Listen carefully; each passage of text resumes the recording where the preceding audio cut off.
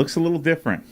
You guys are making me look bad. Like I got some yellow lights, some crappy. We do it like in my garage sometimes. At least we have 2 matching microphones. We're doing on like a Rodecaster with a couple of with the same mics, but it's usually the front lighting that you guys have like a really hard time with. Like you're really well backlit, but your faces are always shadowed. For the most part. Well, this gives me some ideas because I'm going to be building the podcast studio like down the way from my studio at some point. This is making me think I probably need to put one in the Village's design center that I'm thinking about doing. But I'm here for, let's see, when did I get here? What is today? Today's Friday. Tuesday. I got here on Tuesday, and I'm here till Wednesday next week. So I'm here for about 10 days, and so we're going to get into all kinds of shenanigans. Right now, we're laser focused on getting the revamp done of the Rag Company. What do we call it? The studio? It's a studio. Yeah, media studio. Yeah, the Rag Company Media Studio, where we're doing Rousseau cabinets. We're doing new the Ribchax Pro, but not the smooth version. Correct. We're doing you got people put a new drain in. We're updating all the hoses and air distribution. New air compressors. We're going to be doing the Compact X. Wait till you see that air compressor. Yeah, we've kept it wrapped. None of us have seen it yet. It operates at like 40 dB. Wow. Yeah. It's wild. Yeah. Sounds like a dorm refrigerator. Our old air compressor is being used as an office space right now for Wab right now. It's literally so he's literally just editing bench. on our old air compressor. I'm like, do you want something more comfortable? He goes, oh no, the fans are kind of fun up top. Are you just impressed, imagine what he's Dane? used to at Are this you point. impressed with our skills of like our videos up? Where we're No, editing on the I'm fly? loving it, man. You're like max efficiency. You guys are doing Yeah. a great Yeah. job. Yeah. I was like, Seriously. I hope our team saw this. that it's No, already- we don't want our team to see this. No, We definitely no. don't want Jeff, the owner, to see this because he's Wait, that's possible? Yeah. He can do that in a day.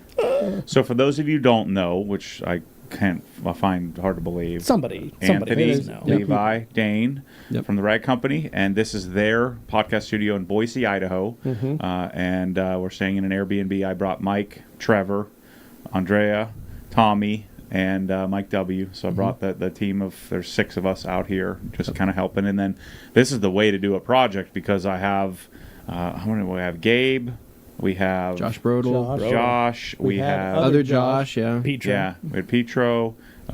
We've had a bunch of you guys. Well, you guys haven't done Mitch, anything. Mitch, our But- intern. Mitch is yeah, awesome. intern Mitch. Yep. So we have a lot of help, and it's made this project much better. Yeah. Yeah. And now you guys, what are you doing? All that you're doing, and we'll get into this It's called color discussion. commentary and supervision. I had a come to Jesus moment with these 2 here about throwing things away. So we'll get into that. We'll save that for later in the podcast. Do we And have to? I saw like there was shaky voices and anger and I went and made some emotions. boxes to save some Road things. brown. Yeah. We were kids. You were telling us to throw our toys away, and we Yeah. don't want to throw our toys Yeah. away. This is Play with this them is stuff that still. they don't use, didn't even know they had, aren't going to use, but yet now it's in some closet somewhere. Yeah, it's safe. Yeah, It's safe. We Yeah. might need it. Yeah, I can take you over to the chocolate factory. You can see the rest of our stuff. Right. Yeah. Oh. We'll cover this later. So Still today, gotta do his though, video tour. Yeah. so yeah. today we've made more progress on the studio. Right, first day was pretty much flooring. Yeah, Right. flooring, and then taking inventory, getting the old pressure washer stuff off the wall, and actually hanging it straight. And Yeah, well, water flows downhill. I don't know if you guys know that.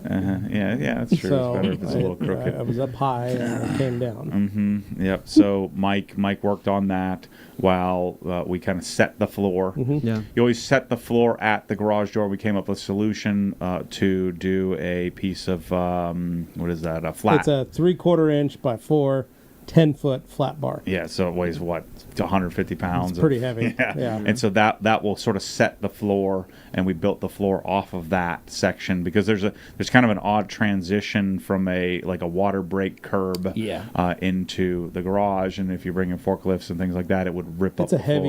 flooring. You bounce pretty hard. Yeah, Doesn't so we're matter going what to have a vehicle. piece of that flat iron that's right in the right in the doorway yeah. that will help sort of catch the brunt of the forklift, and then the flooring will stay in place. So we started there. The guys unboxed and laid out. I started making the first initial cut so we could kind of set the floor. We're doing it in summertime so we could set it nice and tightly against all the walls, make nice straight cuts. They got the floor all the way, done all the way back, and then once we got the floor done all the way to the back, then we could start unboxing the cabinets. Yeah, that was fun too. I cannot stress to you. I've seen every cabinet in the world. Yeah, you've been ranting and raving about how great these are. I cannot stress to you people how good the Russo cabinets are. Yeah, I've never seen anything like it. They're pretty good. So they're pretty. I mean, they're okay. They're pretty good. They're not quite Huskies, I mean, right? they're not Huskies, I got a bunch of duffel bags at my house, so these are way better than. So they're okay. Yeah. Every piece, like all the stuff that like holds up, say the back plates. I didn't find a single run or like nib in the powder coating. Yeah, that is true. Yeah, it's just wild how dialed in it is. I'm feeling a little jealous about the color because the color choice that we put in here is pretty I was gonna say, people saw in the video, hopefully yesterday's video, when it tipped forward and the drawers fell out and hit the concrete. Yeah, that was exciting. They were fine. Didn't even scratch them. Unscathed. Totally fine. Not damaged at all. It was unbelievable. That's how good their powder coating is, too. If you need more convincing, and how sturdy those were. Having seen them at SEMA, I was pretty much able to stand on one of those Dane drawers walked around with a dance on top of it. Anybody can see, I'm a big boy, so that's if anything, though, if anything, I've learned anything from watching this process and supervising, of course, is that you probably would not want to do that whole cabinet install by yourself. Oh, I mean, you could at least have a friend. If you're Mike F, you could, but Mike's built differently. It's better to do it with a buddy, Yeah, what's more fun? Buddies. Yeah. I'll tell you this: Gabe Garcia there has been helping you. Well, he's been doing almost of it. I've been supervising. This is his probably the greatest Super Bowl. This is the greatest moment of his life. This makes him happier than anything. Cabinets, being able to adjust them with you. This is everything he's ever dreamed about. Well, that's cool. Yeah. So I've been having a lot of fun. You've made a man's dream come true, basically. Yeah. So this is the first time I've had a toolbox. I've seen them at SEMA for many years. This is the first time putting them together, and so we're having to figure it out and figure out okay, what did we do wrong? Oh, we should have done this before we did that. Right. And so the beauty is that I don't think there's a single video of this process anywhere in the world. Yeah, you guys have been learning this. And Russo's been at this for like 20 years. Yeah. And now we're making the first video. And so this is my justification for my existence, right? Yeah. Providing value in that way. And it's long and it'll be a lot of detail in the video and not everybody's going to watch it. But if you were going to buy these cabinets, you'd probably watch it twice. Yeah. So you could see, okay, it'll give you such a leg up on not screwing it up because, I mean, I don't know much. That cabinet array is probably $25,000 worth of cabinets. Yeah. You want to do it right if you have the choice. You well, don't and mess like it up. one of the fun things noticing was like a thing so when we built this place 5 years ago, Anthony and I were way more involved in the build because this was our workspace and we were stoked to get this all built out and it's been awesome. But with this revamp, this has really been Gabe and Josh's project. Josh Absolutely. They've literally took it from the moment we said we were doing this. They took it and took the reins, and they've been the project managers and leaders of it. Yeah. And so for a lot of it, the reason we've stepped back is because this is the culmination of everything they've built, and we want them to feel like they have a hand in it and the sweat equity in building this place because we already had our sweat equity in that sense. The sweat equity was just in version 1 and making it hospitable. V1. But this version with them, like it's so fun to see the excitement because they got to they're passionate about figure out where those cabinets were going to go. They spent the time with Kyle doing that stuff, and they're OG. And they types. are very OG types. No offense, but none of you guys are OG types. Right? Absolutely, we're just friends. We're just friends. We like to hang out. We're like opposites attract. Right? I'm wearing a shirt right now. That's pretty good. Well, that's because you were trying to win the. Maybe that's what it was. But it's wants all, the giveaway. It's all good. No, but we've made. I can't say we, but everybody's made a lot of progress here, and it's really cool to kind of see that transformation because. For people that are watching the videos constantly, or people that enjoy watching the garage build and seeing how everything's chosen and seeing how Mike's process for where he starts and it just his mind, right, and how everything comes together. It's kind of cool being able to like sit back and watch it because I feel like I'm watching it live. I mean, I am watching it live, but I feel like I'm watching a video live. And what's cool is that everything that you guys see on video is the same thing that we're seeing in person. It's not. It's accurate. Well, Yeah, not there's- contrived. Our videos aren't contrived. No, it's very natural, and that's I mean, there's a lot of joking around that's done. I don't know if Waba's getting everything, but I mean, it's probably for the best. But like 90% of that is you. maybe it is. Yeah, maybe I shouldn't come to these things. But I'll say this: what I love is watching Mike's process, because Yeah. like I love seeing how he does things, and it's super cool as a father to watch him and Trevor out there, and see Trevor actually listen and do the job. Because I built fences, I built shops, I built all kinds of stuff with my dad. I hated every minute of it. Sure. I'll say that. I was just, I can build a fence myself. I can do that. Might not be straight, but hey, at least I got it done. But the point is, Character building. it's awesome to see Mike's process and the precision in which he holds his craft, and what you guys have built with doing these garages and doing these things, and the way the channels have changed. Because I've known you guys for almost 8 years, which is crazy.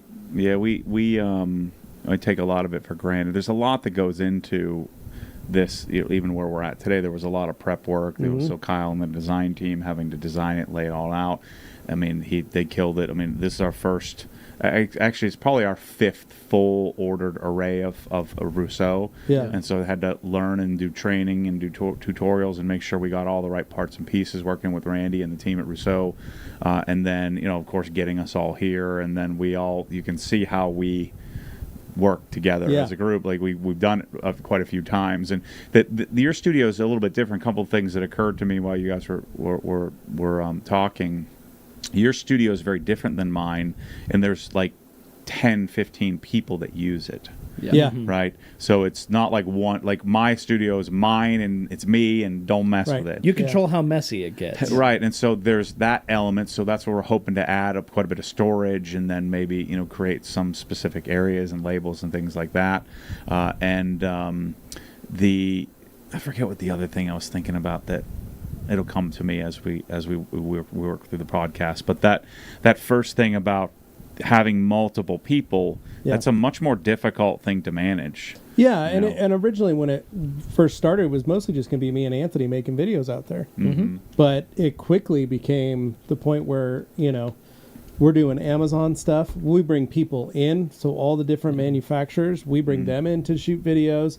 If they have ideas or we want to do something, we now have that person. We've got all the various shows. We do Satisfying Saturday. We do Details with Levi. We do, and the most importantly, Anthony stuff. Our TRCMA. And then TRCMA, which is our biggest event, where we have, this place is for an entire week straight. There's 75 people here every day, nonstop broadcasting. And so it gets to a point where it's like, oh, do you have this?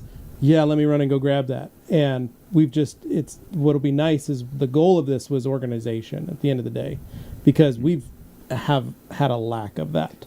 It's a small lack of organization. We're so I want to talk a little bit about the company, and so it's been 8 years, or no, what did I say? 6 years since I was here last, right? And so I was still in wealth management then. I still had a job, and you guys had allowed me to come out here. I was on my way back from Utah. Raptor. Yeah, the Utah Raptor driving experience, and I said, well, I'll just make a stop in here. I was here for 3 or 4 days. We picked out microfiber 1.0, I think. And we're going to go over microfiber 4.0. And so you guys, they all know my story of the growth and what's changed. Sure. And so back then, let's say 6 years ago, how many people do you guys think you had, roughly? We probably had At under that time, 20, maybe. It was like 20. around 15 to 17, I would say. It was under 20. And how many buildings you had? You'd gotten this, but they hadn't done anything with it yet. No, we had no. When didn't you have were here, these. we didn't have these yet. No. Right. But we had the main building, which is 15,000 square feet. Yeah. And then we had the White Room just building. The photo studio. We just got the photo studio built. That's right. And that building is 15,000 square feet. And so that was all we had. But it was When also came west. mostly dedicated to 5,000 being a of it was a gigantic photo studio. So as far as 10,000. storage went, we couldn't really use it for that. Yeah. Now that's changed. Now we are using it Well, for and this storage. whole front of the building, too, over here, was a scrapyard. Right. It was literally a construction scrapyard. It was scrapyard, yeah. Was not pretty. So inside the Hex, when I first got here, I just carried the camera while you guys gave me my based tour. Yeah. We will do, so that's on Inside the Hex now. I did a tour. We've also put Inside the Hex on YouTube if you want to subscribe. It's more money than on our channel or on my website, but you can do that and watch usually things ahead of schedule from my vantage point, not from like Mike W's vantage point of me. So it's just more point of view, it's more personalized. Yeah, vlog style. That's where I do most of the business talk. And there's some inside stuff we probably won't show when we do the full tour, but we're going to do a full formal tour here in a couple of days of the facility. So make sure to stay tuned for that. So the business as the rag companies, I don't think you guys were doing anything on Amazon at the time. We were selling our towels on Amazon. Were you? It was very early days. We had been doing, because we were still picking and packing and hand QC and everything, and hand folding. But like your little area where you were testing products and shooting videos was in the middle of the warehouse. Was in the middle of our warehouse. And that's what I wanted to point out earlier when I was kind of wanting to butt in on the point about what this building was made for. Was originally when I was shooting our videos and doing our stuff when we were over there. And I mean, it was pretty much you guys, and then I would come down, and for the time when Gabe was here, he helped with it, but a lot of it was just me trying to shoot with two simultaneous cameras, and we had to shoot in the middle of an active warehouse. So the big challenge with that is obviously people trying to pack stuff in the background, doing all that. We can try and give them a heads up when we're going to go shoot something, but the reality is, like, the job has to go on. So as much as we want to produce videos, we had to get creative sometimes. But yeah, as far as storage goes, it was hard to store anything down there because it was an active work area. So a lot of our stuff had to go up and down the stairs with us every day if we wanted to shoot something. That's right. There were the offices upstairs on that looked out into the warehouse, right? Yep. And so just take me through the 2-minute version of the evolution of buildings now, because now there's quite a bit more of them. So they had the two these are called Kwanzaa These are huts. Kwanzaa huts. Yeah. And these had ammunition in them or something? No, they were originally built as just storage rooms. Like, they were literally sheds originally on this property. For flooring and then other then things. a construction company, basically one of the largest construction companies in Boise, used to be based on this property. And they had the whole compound. So they had the whole complex. So like one building did kitchen and bath. This building was flooring. The building next door was files or something. And then every building still has markers of what it used to be. They were named very obvious things, like interior systems and stuff like that. Like, it was very... This building had a showroom. It had, like, literally you walked into the front, through the front door, and it would take... Had all the different types of... kitchen. That's what this... The that's tile what this on the wall is the final remaining piece outside of those fans we've got. Those fans look a little weird because they were here before. Gotcha. But this was our office space was originally the design center. So when we remodeled all this, we took out walls. This was someone's office, apparently. Yeah, we kind of... This is the only room we really kept that was part of the building, and that tile wall on the outside. But, we demoed all this. But it was basically, we had those two buildings, and then we decided to take these two. And originally we thought, tear it all down, we'll build a new building. And the management company said, no, we're gonna gut them and we'll refinish them. And so that's what they did. And it took them a couple years to do that. And by 2020, we were able to move into these or at least be ready to move in. Yeah. Okay. What's It had crazy? sheetrock on the walls and insulation and electrical, and that was about it. Yeah. What's crazy? We didn't know what was in these buildings. We knew that they were. We knew that there was, like, storage for somebody, but it ended up being that this gymnastics place here was using it as storage, right? And then there was other storage Parked their bus in the that middle. was just left forever and ever. And so when we opened them up for the first time, there was filing cabinets. There was all sorts of there's spiders everywhere. It was like coming into a horror The movie. ceiling had collapsed at one point, and there was water damage all over the place. It was crazy. And they had to check the building for asbestos, all the different fun stuff, black mold and all that. But what we didn't know is how much, like, they were paying previously for this. Both of these Kwanzaa huts, it was something like It was $100. like $100 a month for each one. Oh, Like, geez. how? They were What the rent was on these, He'd been paying, one of the guys over here had been paying $100 a month for both, or $200 a month for both of these buildings. 14,000 square feet, $200 for a month. like 7 Absurd. years. Yeah. For like 7 years. And I'm like, this much space for that cheap for 7 years? I mean, granted, it was horrible space. It was absolutely horrible. But now it's... I mean, my darn 5x10 storage unit was $125 a month. Yeah. Yeah. No, it was unbelievable. We couldn't. It was like shocking. But now that we have them, we've obviously revamped them. So you got the 2 Kwanzaa huts. So we got those, built these out, and then we got what's called the chocolate factory down on the end. Okay. Because it was at one time a chocolate factory. So that's what we call it. But it's another part of the warehouse, and it attaches to the other main 10,000 square foot warehouse. And then we started construction after we got the chocolate factory on the new building on the other side of the creek here. Yep. Okay. And that building has taken us 3 years from start to finish to get built. And when we built that, we wanted to build one in the front too, because we were like, hey, we're going to plan for the future and all this. And one of the big things was the city said, ooh, that's frontage. We need to zone it as retail property, and we can't just turn it into a warehouse. And that's what we wanted to do. And so they're trying to dress up the area, Garden City. They basically said, we want a Starbucks to be able to go in there. And we said, but there's a Starbucks across the street. And they said, they didn't care. It's just a figure of speech. But so that necessitated, we still need the building regardless. Yeah. And that was when we decided to go into basically rent the front of that out to one of our local detailing distributors, which is MVP Detail Supply. Yep. They're one of the oldest detail supply distributor in the state. I used to buy from their truck all the time. That was how I outfitted my shop and ran that. But they needed a base of operations so that the truck that goes throughout the state can deliver detailing products, and they had been wanting to have a storefront. Yep. And we had closed our storefront here in 2020 during COVID, and so we hadn't opened it. We've been doing online only, pick it up and then show up and do a curbside pickup.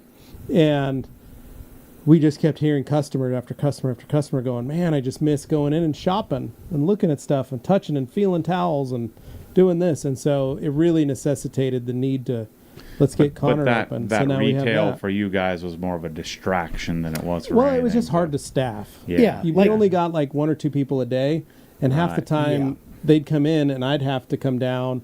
Or if Anthony was getting a cup of coffee or getting a drink or something or using the microwave, someone walks in the door and it's like, all right, well, I'm down here.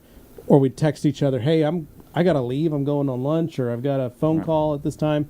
Who can we get to help a customer? And so we were never properly staffed to have the storefront in the first place. And to spend $40,000 a year on an employee to have 2 people a day come in, and that math doesn't work. It just doesn't make sense. It didn't work, but it was always fun. I mean, I love those. I love those early days of actually like just being available at the storefront, because we met so many different types of people. And my favorite was meeting people that essentially were like you, but didn't know about you. Yeah, that was always fun. And they would come in and they would go, hey, so here's what I'm doing, and I need 7 of these Rupes yellow pads.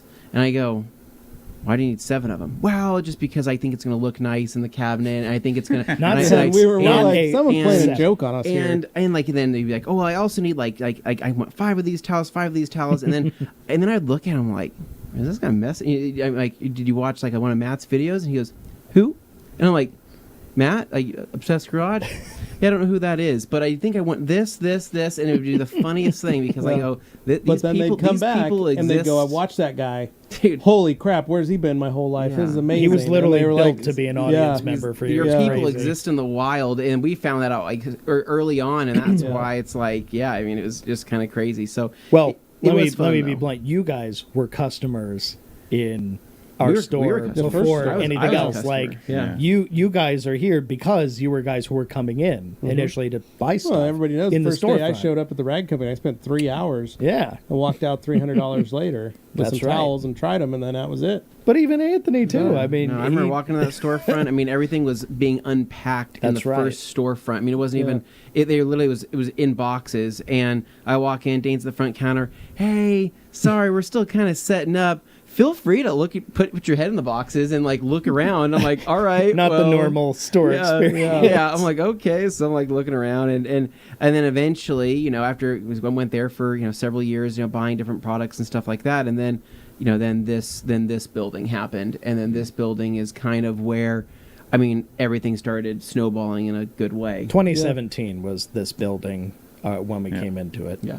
So now you have about 100,000 square feet Total. of space. Yeah. You have 60 some odd employees, Yep. right? So the business has changed quite a bit.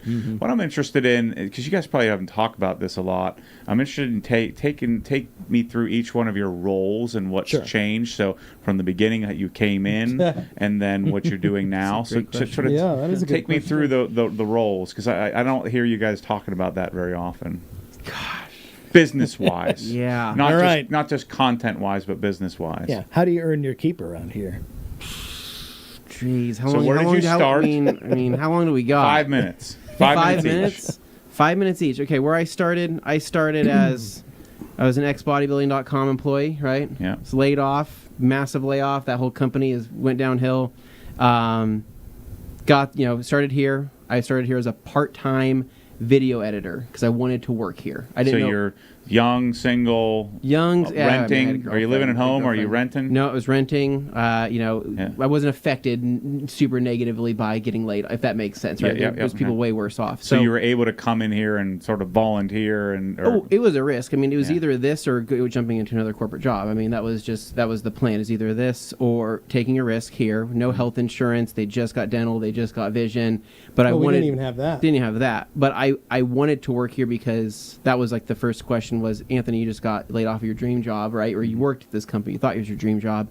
Now what do you want to do? Well, I've been into detailing since I was a teenager. I'd already been a customer here. I could see the potential, and obviously I loved the company and the people behind it. So I said, well, I want to work here. But that capacity looked different early on because it wasn't like I can go from a marketing and merchandising job from my previous position and jump in and do that here, right? It wasn't here yet. So I tried to jump into this company any capacity I could, which just so happened to be a part-time video editor because I knew how to edit some videos, from other ventures, right? And so, but started here, and I started part-time on a Monday. I was full-time on Friday, and for me, it was just overtime.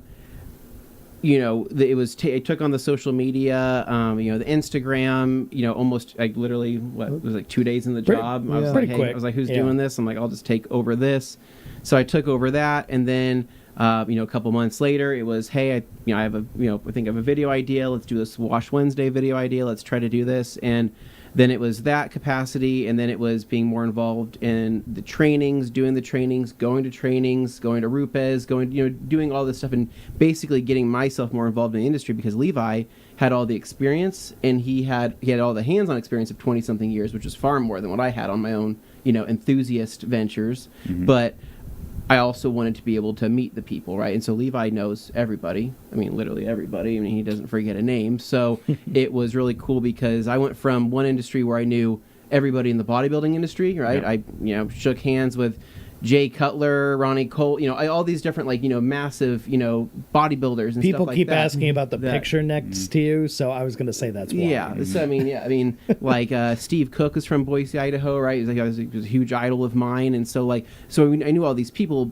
in that industry. I knew nobody in this. So for me, it was like the first year of transitioning to that, and then before we know it, it was being involved in more videos, and then kind of coming into the role of, okay, so what are we doing for sale ideas and taking a lot of my previous, because weirdly enough, you can take the fitness industry, right? A lot of that stuff with supplements and sales and just general retail, and you can apply it to really anything, right? Once you've selling is selling, right? Selling is selling. So it was kind of taking a lot of that experience of this is what we did, this is what we tried, and moving that over. But I think one of the first questions I had asked Jeff when I got into this position was, are we selling on Amazon? And he had said, we are just now starting to sell on Amazon. And that was a big thing because that's why bodybuilding failed, is because of Amazon. I mean, ultimately that and bad management, bad leadership. But I mean, Amazon is what took over. And so it was, how do we get prepared and how do we get in the right position to where we're not going to fail in the future, and how we can embrace that change that we all have to embrace, right?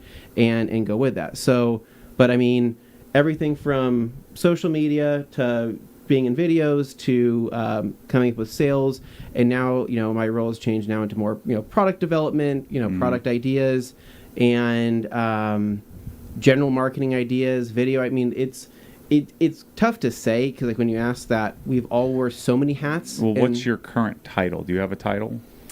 I actually had a meeting about this the other day. because I don't know what it is right now. So okay. I truly don't know what it is. So right now I'm just saying I'm Anthony from the Rag Company. What do you want it to be? It's a good question, man. That's a hard question. You put me on the spot here.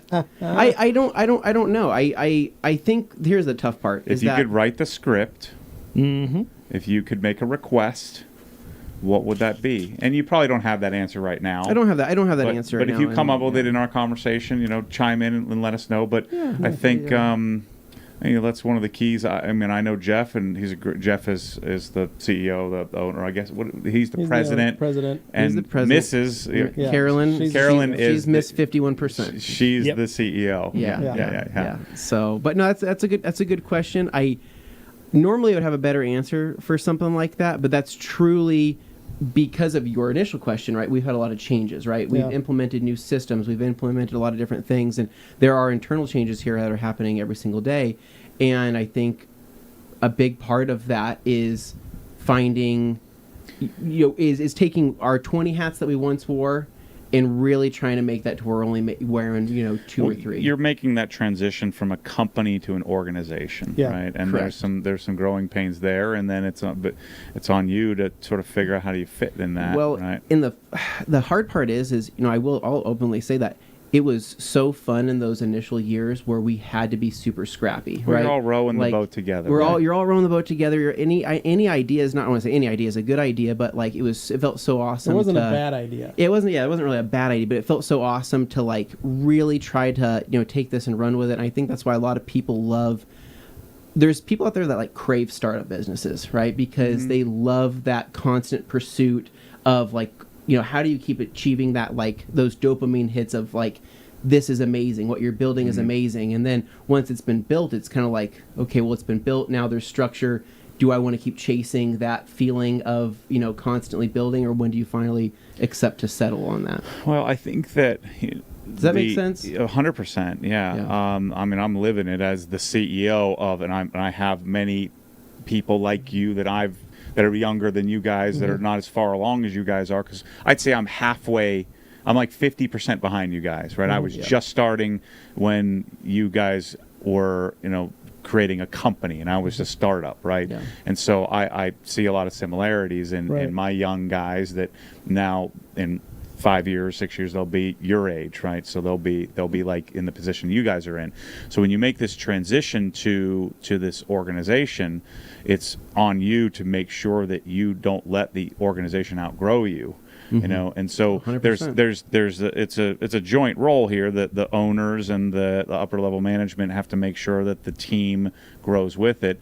But it does happen at times where the organization can outgrow its founding people, and so you have to really make sure that you're growing with the organization to make sure you can kind of keep up with it. And that's an important distinction I think a lot of employees miss out on, especially if you're like the guys that you were sweeping the floors, and then you were then you're building the computers, and then you're starting the thing from scratch. You're building all the desks in here were built by you, and then figuring out what's your role, how do you fit in the future, because now you can no longer just row the boat together. Your roles silo, and hopefully you're able to fit into the role that you like the most, right? Yeah. So you can leverage your talent. If you can leverage your talent, then chances are you will work.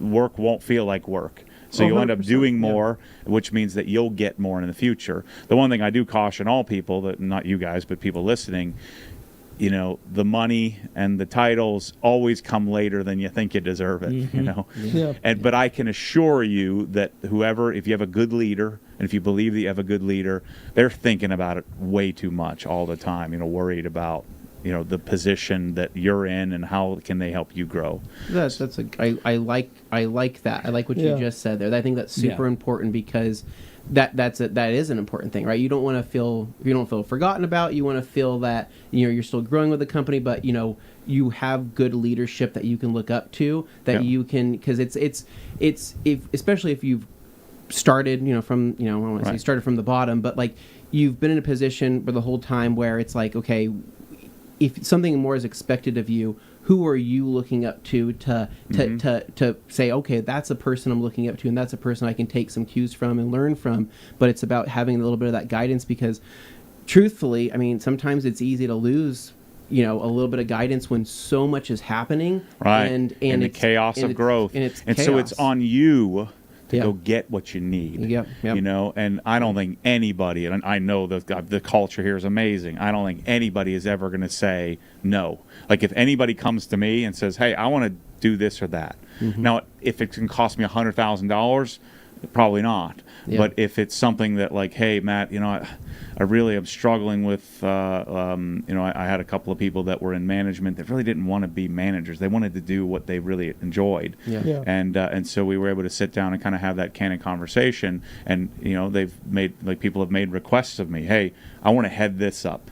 Can I veer in this direction, and can I train up my replacement? Yeah. I don't think I've ever said no to any of that stuff. Yeah. And so part of it is on them, because think of the leaders are drinking from a fire hose, just like you're drinking from a fire hose. So we're talking the generalities here, but you have to make requests as no matter what your rank and level is. Yeah, you have to speak up. I mean, basically, for sure. I think it's easy to put your head down. I think it's easy to maybe accept. You can disagree with changes, and you can disagree with certain things, and you can put your head down and be like, okay, I'm not going to say anything, and you're going to write it out, and you're going to be disgruntled, and you're going to have all these. But you'd be feelings. better off saying, let me create a bigger problem here. So let's just say you're disgruntled because you don't like the direction that your role is in this now chaotic big engine, right? Yeah. And so rather than getting disgruntled about it, that doesn't going to do any good. Yeah. So why don't you let me sit down on the weekend and let me just write out, okay, what would make me not disgruntled? What would make me fired up? 100%. And then you show up and you make a request, I don't think you could have said that any better, Matt. That's weird. That's like crazy. That's crazy. No, I mean, not that. I just think that that's on the money. That's super on the money. Not necessarily for our situation, but I mean, I'm just saying it's on the money in many people's situations. I think a lot of us it's probably resonating because you're in this growth phase, and I'm in the growth phase, and so I see it as a little different perspective than you guys, because I'm the founder and the leader. Yeah. And so the key is to come again, show up with solutions, rather than letting yourself get left behind. That's what can happen. And then saying, well, what title are you going to give me? I had many employees that would do that. Well, I'll do more work if you give it to me. Yeah. And that's not the culture we're building here. How about you tell me what you see and what you would like to do, and create a bigger problem and come up with a solution. Yeah. And then we can figure out a role and a title. And usually, by the way, that means you get paid a lot more money, because now you've created some value, right? Well, and so I want to ask you something. So, because when we first obviously started, right, we didn't have titles. Nobody had titles, right? It was kind of like, I mean, you're a startup. You're not even a company at that point. They avoided it intentionally. We intentionally did not choose titles, and that was the funny part, because I think what happened, and we had a HR company that was doing our HR for us, right? That was taking care of everything for us. That wasn't internal. So, and that was anything health insurance related, dental. It's called like a PEO or something. Mm-hmm. Correct, where they take many companies and they sort of put you together like contractors and when you're a small company, it's the best deal you can really get at the time. And what happened was they said, hey, you guys got to put your titles in here, and you guys got to put if you fill out this information, right? I went to Carolyn's office and I said, Carolyn, I don't have a title. What do you want me to put here? And all of us really didn't. I mean, Levi was technically brand development manager or business development, and then Dane always said he was the creative director, and I was like, I don't know what the heck to put in here. Not technically. And she goes, well, we don't really believe in that. So she goes, just put whatever you want, right? I'm like, okay, I don't know, whatever. The golden opportunity. Social media, social media manager, whatever in there. But for the longest time, it was like that, and then eventually it got to the point where we had a completely different conversation, with leadership and with management of, okay, hey, now we got to start figuring out these titles, right? And then at that point, it was like, now are these considered to be important, right? At what point, do you consider these titles important? Because is that your do you associate a title with an identity, you personally? So a title for an owner or a founder or like an executive doesn't really matter. But titles do matter sometimes for rank and file, for the staff, all the way up to upper management. And so, I've had to learn this over the years because I have the same thing, the same question, like, do I need to give people titles? And I had the same thing. What do we need a title for? I don't need a title. You don't need a title. We're just doing this together. We're rowing the boat together. Very Matt thing to say. Yeah, I can see that. But the thing to keep in mind is that I was talking to Carolyn about this the other night at dinner. I said, it's funny. We're doing this and we have no idea what we're doing.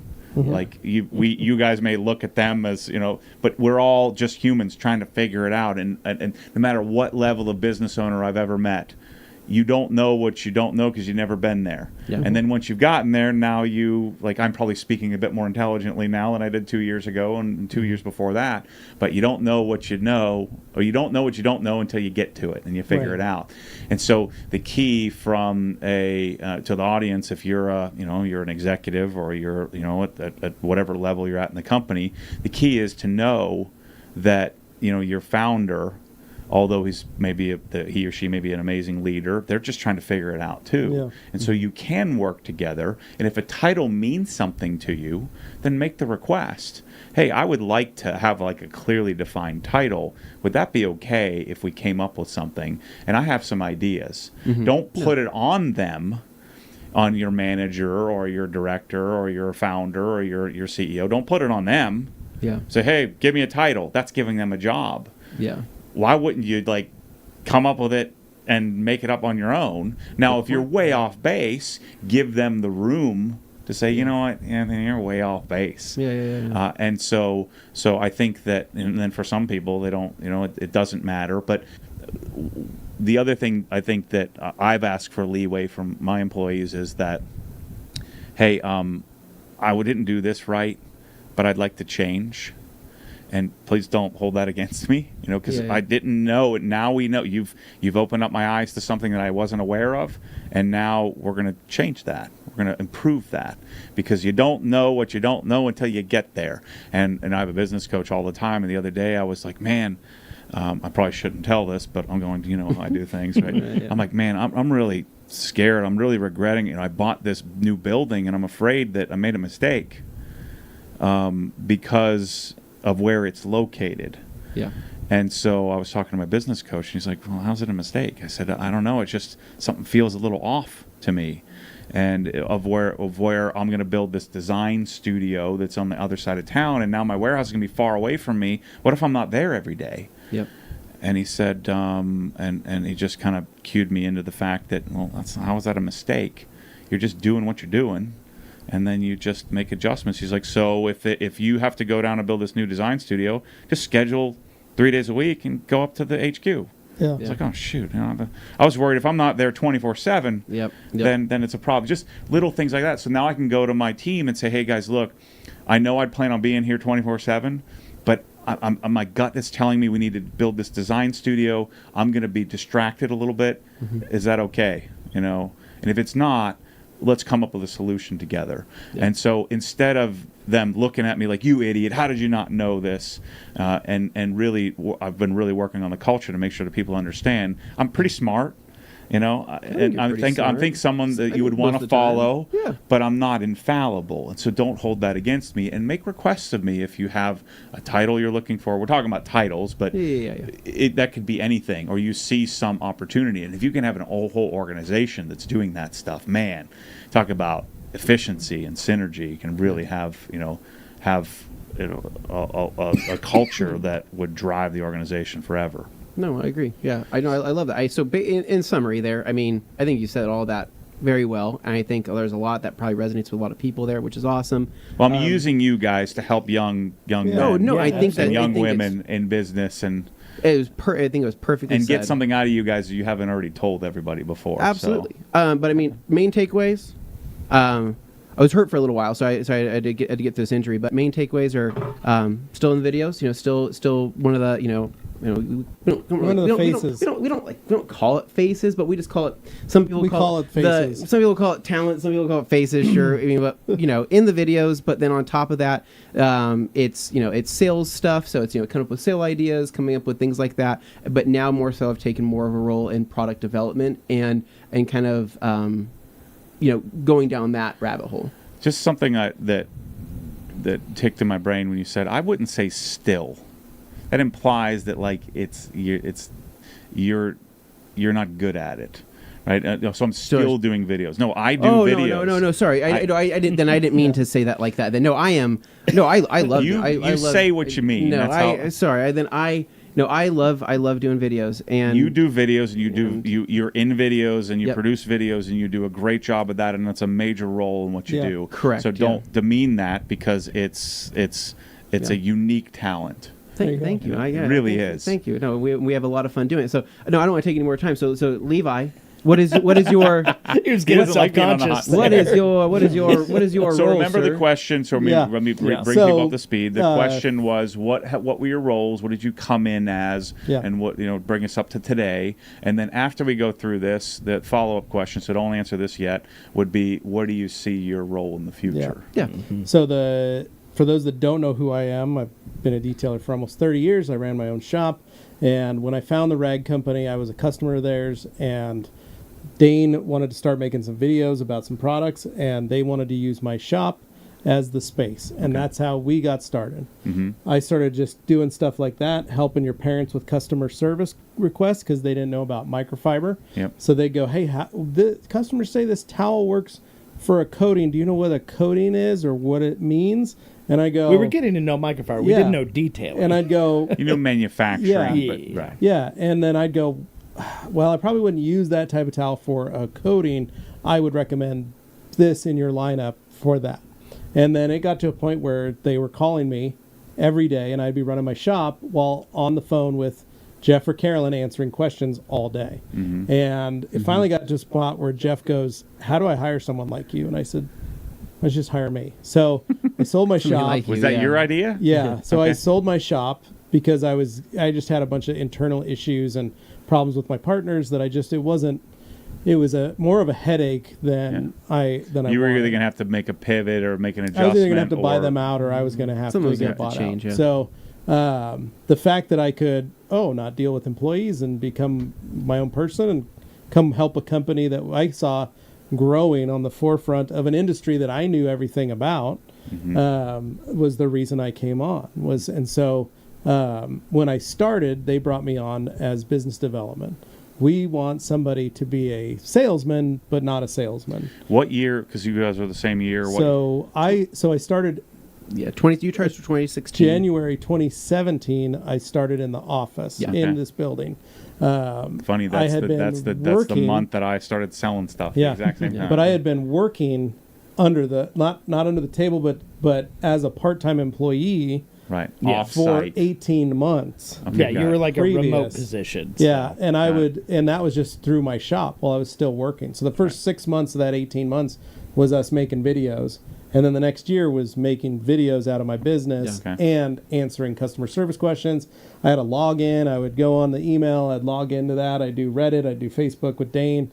And we just answered microfiber talk. And so when I started, it was all, we don't want you to be like a pushy salesman. We want you to just sell through your videos and sell through your experience and education as a detailer. So you must have just started when we were standing in line at Mobile Tech. I literally had been an employee of the company for 6 weeks. Right, and so you would come, you'd Mobile Tech, and I was standing in line. I didn't know who you guys were.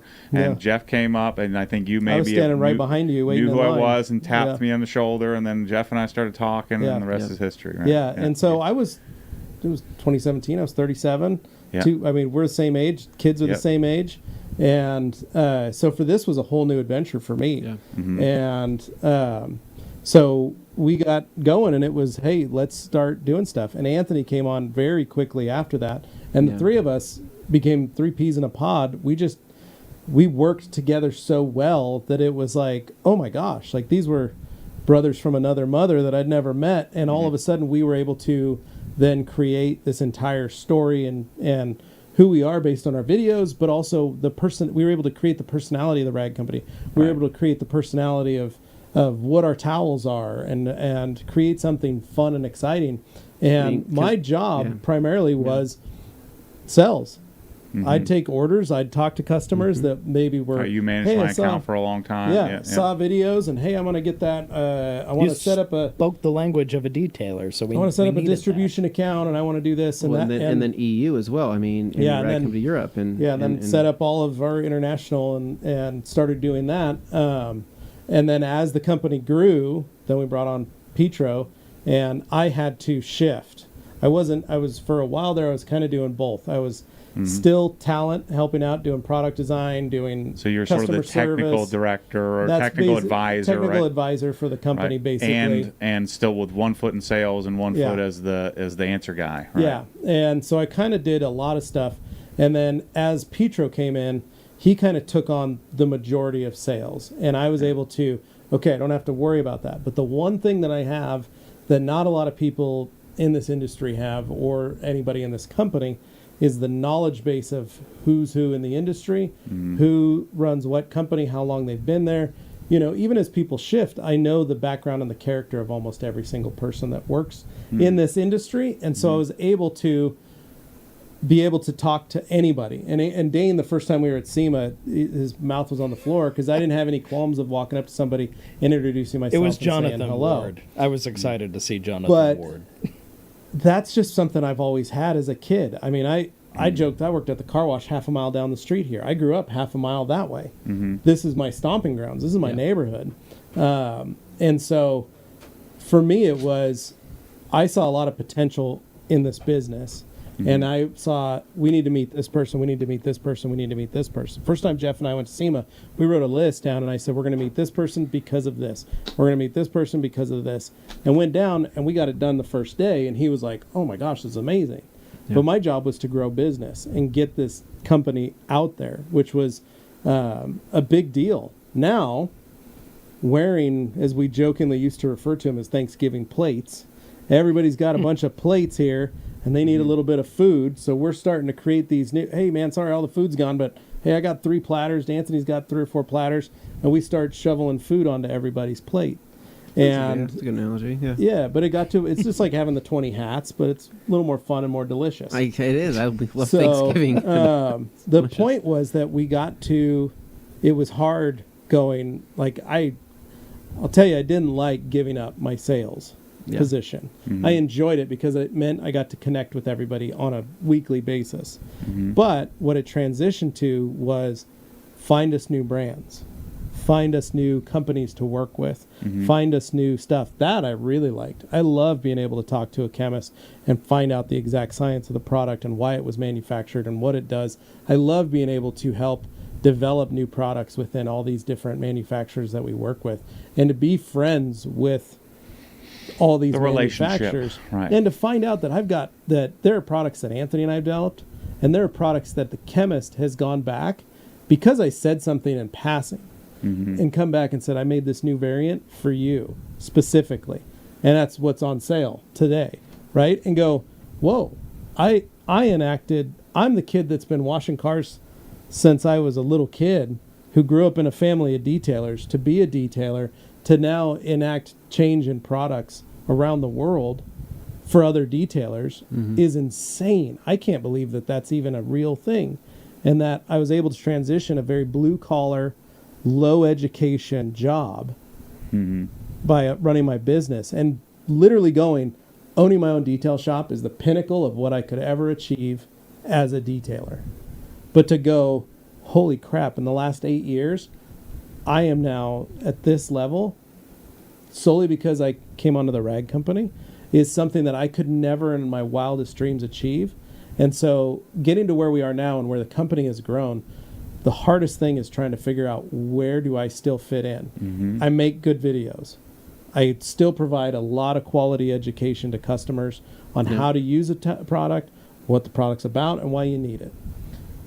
Where I go from here, I help Anthony a lot with product development. That's been basically us. That's what we do. But then the biggest thing is I'm still a face and a persona in the industry. Still, you can't say still, right? I am. You are. I am. You are. I didn't even catch that. Yeah, I caught I that. am a person in the industry. There you go. And so, one, how do I stay current, not lose How do you who make I am? sure the organization doesn't outgrow And you? how does the organization not outgrow me? Right. Well, my current role and what's been my role for the last 5 years was when I started transitioning out of sales, was going to Carolyn and literally going, all right, mine says business development manager, my title. Josh Petro says international business development manager, but I'm in charge of all of these things. So what are we going to do? And Josh was, well, I'll keep mine. That's fine. Where do I go? Because I do product design, I do this, name off all this stuff. So Carolyn goes, the one thing you're really good at is relationships. Mm-hmm. Everybody knows you. You know everybody's name. You're the entry point. You're the guy going, hey, welcome to the rag company. Come on in. You've got the memory. Can I get you a soda? How's your kids? How's your wife? What do you do with that? So I transitioned to what was called, we created was brand development. My job is to find new brands, figure out how we're going to utilize them, how we're going to sell them, and then bring them to market for our customers. Mm-hmm. Now, I still kind of have that role, but it's how do we maximize it, or how do we transition? Do I stay am I fitting now more into a product development and we bring on somebody else to handle that? Or is it because people trust me? The level of trust in the industry is so high because people go, oh no, Levi knows this. Levi's this guy. So are you asking yourself that that's question? Me, a lot of it. Or are you asking somebody else that question? No, I'm continually asking myself that question right. because. And so you're coming up with the answer I have to yourself. figure it out. Right? Yeah. It's great to ask the question, as long as you don't transition that question to somebody else to say, hey, you tell me what I'm supposed to do, because then you end up with a job that you hate. Right, exactly. You know? That's what I'm always telling my young guys. Tell me what you want to do, and we'll see if we can figure out how to do it. Well, and I also look at it and I go, for better or for worse, the three of us traveled the world together and been brothers for, when his daughter was born, he called me that night and I told him, hey man, this is how it is as a dad. This is your first night with your kid is a special moment, right? But I'm also 10 years older than them. Mm-hmm. And so I look at it and go, here's where I am. You guys are 10 years behind me in life. What do I want to do to maybe either be some form of a leadership position in the sense of an older brother, or as a friend who's been through it? And that's been also one of the most challenging things, is just trying to be helpful and not be the, not like, I don't like it because you talk to me like an older brother and I'm the little brother and treat me as a colleague, right? Mm-hmm. I work with you, and so we've had all these times where we have to figure out exactly who we are together as a group and what we actually want to do. Because back in the day, it was us rowing, and we were right there with everybody, and there was 9 of us in this little Viking longship, and we were going right. And now we've got a cruise liner, and all of us are like, man, did you know there's a fire on the 4th deck? And did anybody know about it? No, I didn't know about it. Like, there's a hole in the floor. I didn't know. How so long it's have I been there? Trying to go, how do we get back to that ability where we feel like we're part of the company still moving? And how do we provide that value to the company and to our customers to where we feel like this is this thing's rolling and we're a part of it and we're having fun and we're enacting the change and helping grow the brand as best as we can. So both of you, I'm hearing, you know who you are. You know yourself very well. And that's it's not uncommon, but it's not common for people to really know who they are and what you're good at, right? Well, it's taking a lot of work and a lot of therapy. And it should. I mean, same here. I meet once a week with a darn lady to help me figure out who the heck I am and what I'm about. No, I'm right there with you, brother. And so, and that's great. I mean, that's a commitment that not everybody commits to. Yeah. And so, be thinking. I'm gonna come back to you guys, but I want to hear Dane's story. I'll keep mine short. No, Dane. I'm not letting you off the hook. Really quick though, before you move to Dane, I do want to say though I want to give Levi credit here, because I one thing that he skimmed over a little bit is that a lot of the relationships that we do have right today, right, a lot of the business relationships, a lot of the things that have happened, as a business because of us, or not because of us, happened as a business, were really because of how genuinely how friendly he is, and him opening that door. Right, we kind of talked about how he's the person that you want to talk to, you want to be friends with. I mean, I'm not that friendly, right? And I can't remember people's names very well. Dane is very friendly. Definitely can't remember people's names very well, right? Not. But Levi was definitely that person that really held that door open for a lot of opportunity to get us where we are today. Because just remember the Rennie Doyle thing, right? Mm-hmm. You did not know if you would be friends with Rennie Doyle, right? No, I was like, these guys are not for me. Everybody here, right? Who was the most confident they'd be friends with Rennie Doyle? This man right here, right? Yeah. And he would be, friends with the PNS team, and it was just really cool to see that happen. So I got to give credit where it's due that he was able to do that, and it was awesome to honestly just to witness. It's always awesome witnessing anybody he runs into, but the confidence that he has in that. So the key thing to also remember, just some of the things you guys are saying are just sparking things that I think about, because I'm coming out from a different perspective than you guys are. To not keep score on both sides. Mm-hmm. Like, I don't keep score it's hard to do with my employees, and I hope that and I'm trying to coach them to not keep score with me, because without me, they don't have an opportunity, right? But without them, we don't get anything done. Yeah. And so if you're keeping score, then it's like, well, I created this, and I made that sale, and I made this connection, and I swept that floor, and I put the tile in, and what did you do for me? Mm-hmm. And then I'm thinking, well, I gave you a frickin' job. You wouldn't have been able to do any of that without me, and I invested in you. And oftentimes, some of these guys, they were living in their mom's basement, proverbially, right? Right, yeah. And so basements are nice. The key is to not keep score, right? Yeah. And if you can stay in the I'm not keeping score here, I appreciate it's an equal exchange in value. The company gives you an opportunity, and if you can focus on how can I contribute to the company, and just trust that the company will take care of me. And sometimes you need to make a request. Sometimes you need to say, hey, look, this may not be the right time, but I just want to let you know where I'm at. I really feel like I deserve a little bit of a bump here. Mm-hmm. And I don't want to put it on you right this minute, or I'll do the same thing with an employee. Like, I need you to step up here because I did bump you.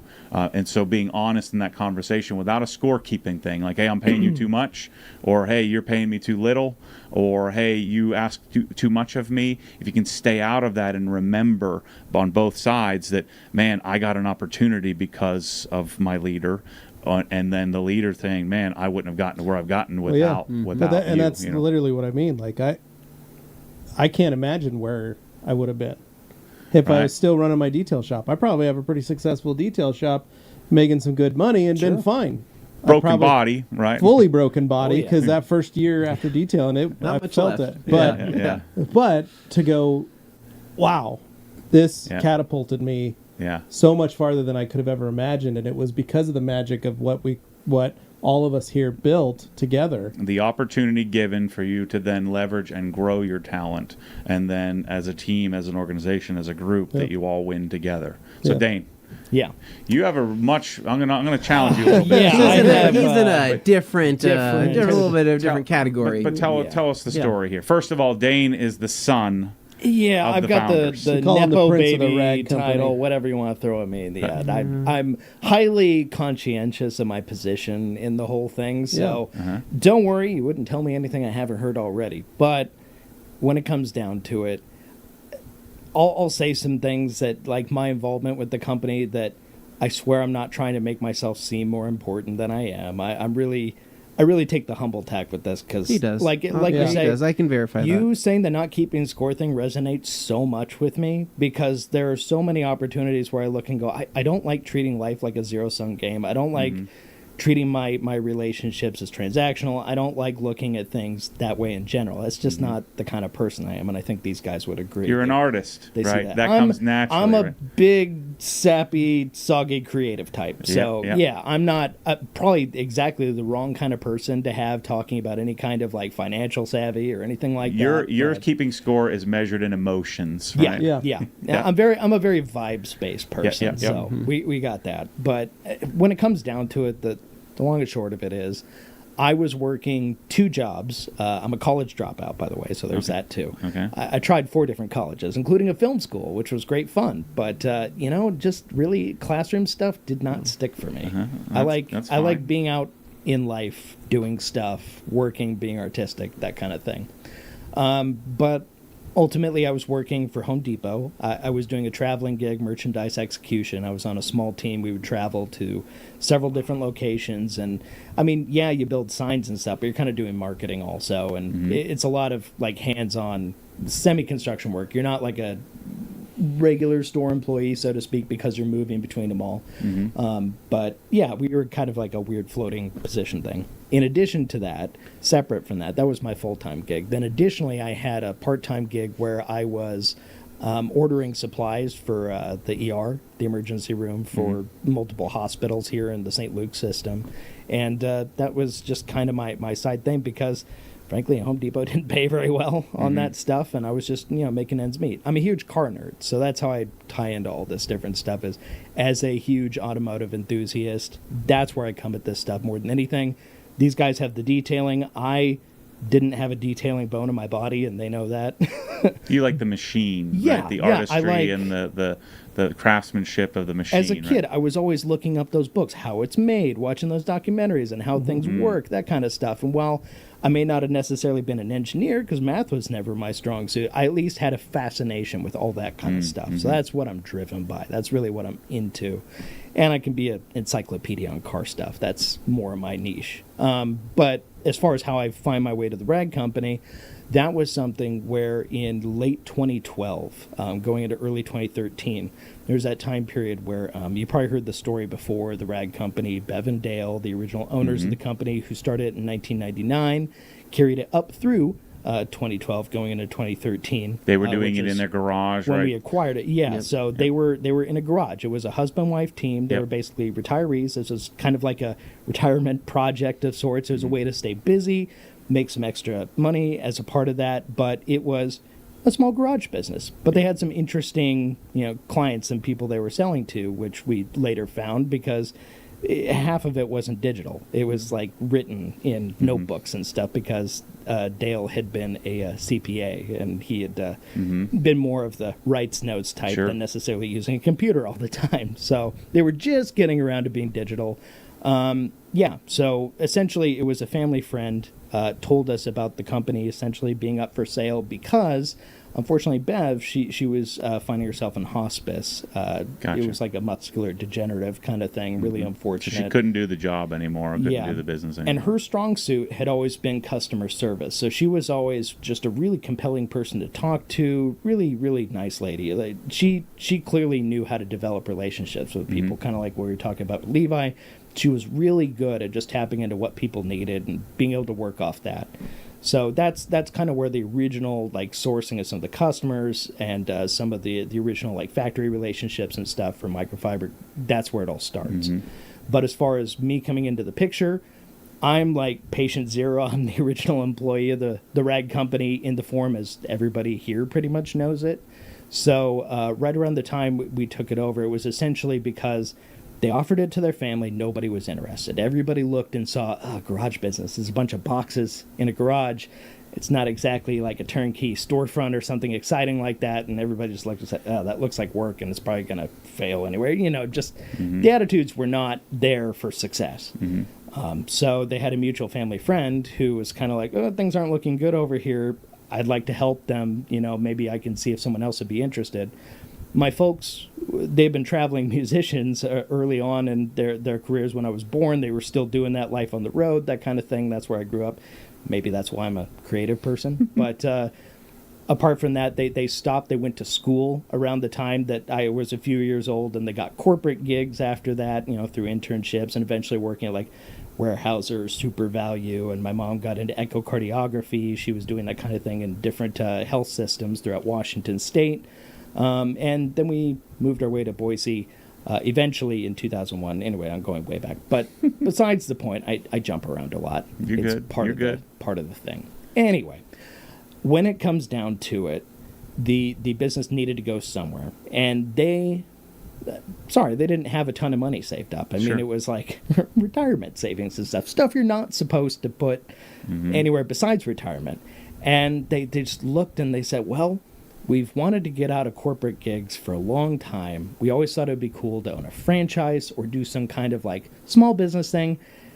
This seems interesting. Let's give it a look. So basically they sent me to go job shadow, and they said, we will not buy this business or do anything unless you are okay with it, because you would have to be the employee, because we can't just quit our jobs right now. We have to keep working, but we would do like books at night. So if you can go job shadow with Dale and understand how it works, all the shipping, all the stuff like that, that's what I did. I went in there for a few weeks. I stood by Dale as he showed me. Yeah, no, I did all this stuff. So I was learning how to use his system on the computer and the way all the orders and everything. Yeah, you have to think of Dane. We know Dane so well, so like it's so funny because we go, almost. Dane did this. This is crazy. You know, I mean, like it is. It's a big thing. Sorry, I didn't mean to interrupt. Yeah. No. I appreciate that. Yeah, because this would have been what 2011, 2012. 2012. Yeah. So 2012, December 2012, essentially. But yeah, so I was just getting familiar with how their stuff worked, because I'd never done a business like that before. I'd always worked, the retail jobs, the customer service stuff, food industry. Like this was in their garage. If I had any expertise, I was a retail master. I could do customer service like nobody's business, which turned out to be very helpful for this job. But when it came down to it, though, we did end up making an offer, and it was to Dale, who then had to go talk to Bev because she couldn't be on the phone at the time. And it was essentially a will they, won't they kind of thing, because we thought, this is what we can offer. We're not doing some kind of tactic here by offering a small amount or whatever. It was just, this is what we can do. Right. Yeah. And while Dale initially looked and said, well, he said kind of a hesitant no at first. And then they went off. And then he came back and he goes, but before I say no, I've been married long enough. I know I need to ask. Anyway, I just need to go throw it at her, see what she thinks. She ended up saying, well, one condition. Will you actually try to make this a business? Will you actually try to make a run at this, truly carry on the legacy that we started? Or are you just going to take the inventory that's there and sell it off, pitch it, sell it, and just make a quick buck and go? Because if that's the case, you can obviously see they would have said, no, thank you. And I wouldn't have blamed them one bit. But in this case, my parents were right. They said, no, we're actually serious. We want to try this. And, of course, they're not going to do it unless I say yes. So it was really dependent on me to say, I will do these things. I will learn this job. I will do this. And after seeing it, the creative part of my brain, and even though, once again, I'm not like the super business savvy entrepreneur type, but I had the creative side where I looked and went, here's an amazing opportunity where this thing it's small enough but established enough. The identity isn't fully baked in yet as to how it looks, how it feels. I see a lot of artistic opportunities here. I see a lot of different ways. Their social media barely exists. I can do some stuff with that. And so I just saw these possibilities, and I'm like, well, it's not going to happen overnight, but I can at least try at this. And that's what made me say yes. So that's what got me in the door, was actually kind of a creative avenue of looking at it. And ultimately, I would say it's ended up being a pretty good decision. You came up with the concept of naming the town. So right? the Rag Company name already existed. However, the logo, I made the logo most people are familiar with. So there's that. As far as like our social media, I created the original accounts for YouTube and Reddit and Instagram and all those things. And Anthony obviously saw that my Instagram savvy was not the greatest. I would just go to car shows and take pictures of cars I liked and post them. There's not one towel picture on the whole thing. No towel pictures whatsoever. It was just hilarious. It was there was a picture of a sticker. I took a picture of a sticker design. The logo, and put it on his car. Didn't you make like one of the original clips or something, videos go viral, something? So he had, that was one of the things. So Dane, and we do have It worked on him. We have a joke where Dane, we always joke that Dane does his best work sitting down. That's right. And so but what Dane did was he would have to answer all these customer service questions, and he got really frustrated because he's like, I hate typing these. It's the same question over and over again. And so he reached out to Gabe, who was a high school videography teacher. And a family friend. He was my brother's best friend. But he said, hey, I need to borrow your camera. You didn't have a camera. Right. I'd sold all Gabe my... that I've been working with? Yeah. Yes. Okay. I'd sold off my film school gear and stuff, so I didn't have that anymore. So he called Gabe and said, hey, I need to borrow a camera. And Gabe's like, well, I'll bring a camera from school and we'll just film a video. And that's how they started the first 2 videos, was with Dane doing that. Yeah. Mm-hmm. And then that led to Junkman finding it. Yeah. And then Junkman making a video about the the Eagle. Mm-hmm. And when that happened, that's when the whole and Anthony and I were customers at that point when that just took off like wildfire. Because I'd watch the Junkman's videos. That's part of the reason why I wasn't really right coming in. And you were kind of like opposite of me. This guy I didn't dislike Junkman. It was just he was the opposite of me. 100%. Opposite of what you were kind of into. Yeah. And I totally get that. Now, funny thing about that was he called me in advance before he ever made that video. Yeah. I just get a call on the phone, which, by the way, for those who don't know, in addition to I made the logo, I redesigned our website, I took the pictures of all the products, every job that's here at this company, I essentially did the micro version of it first. So I was like the guinea pig for all packing these boxes, things. Yeah, right?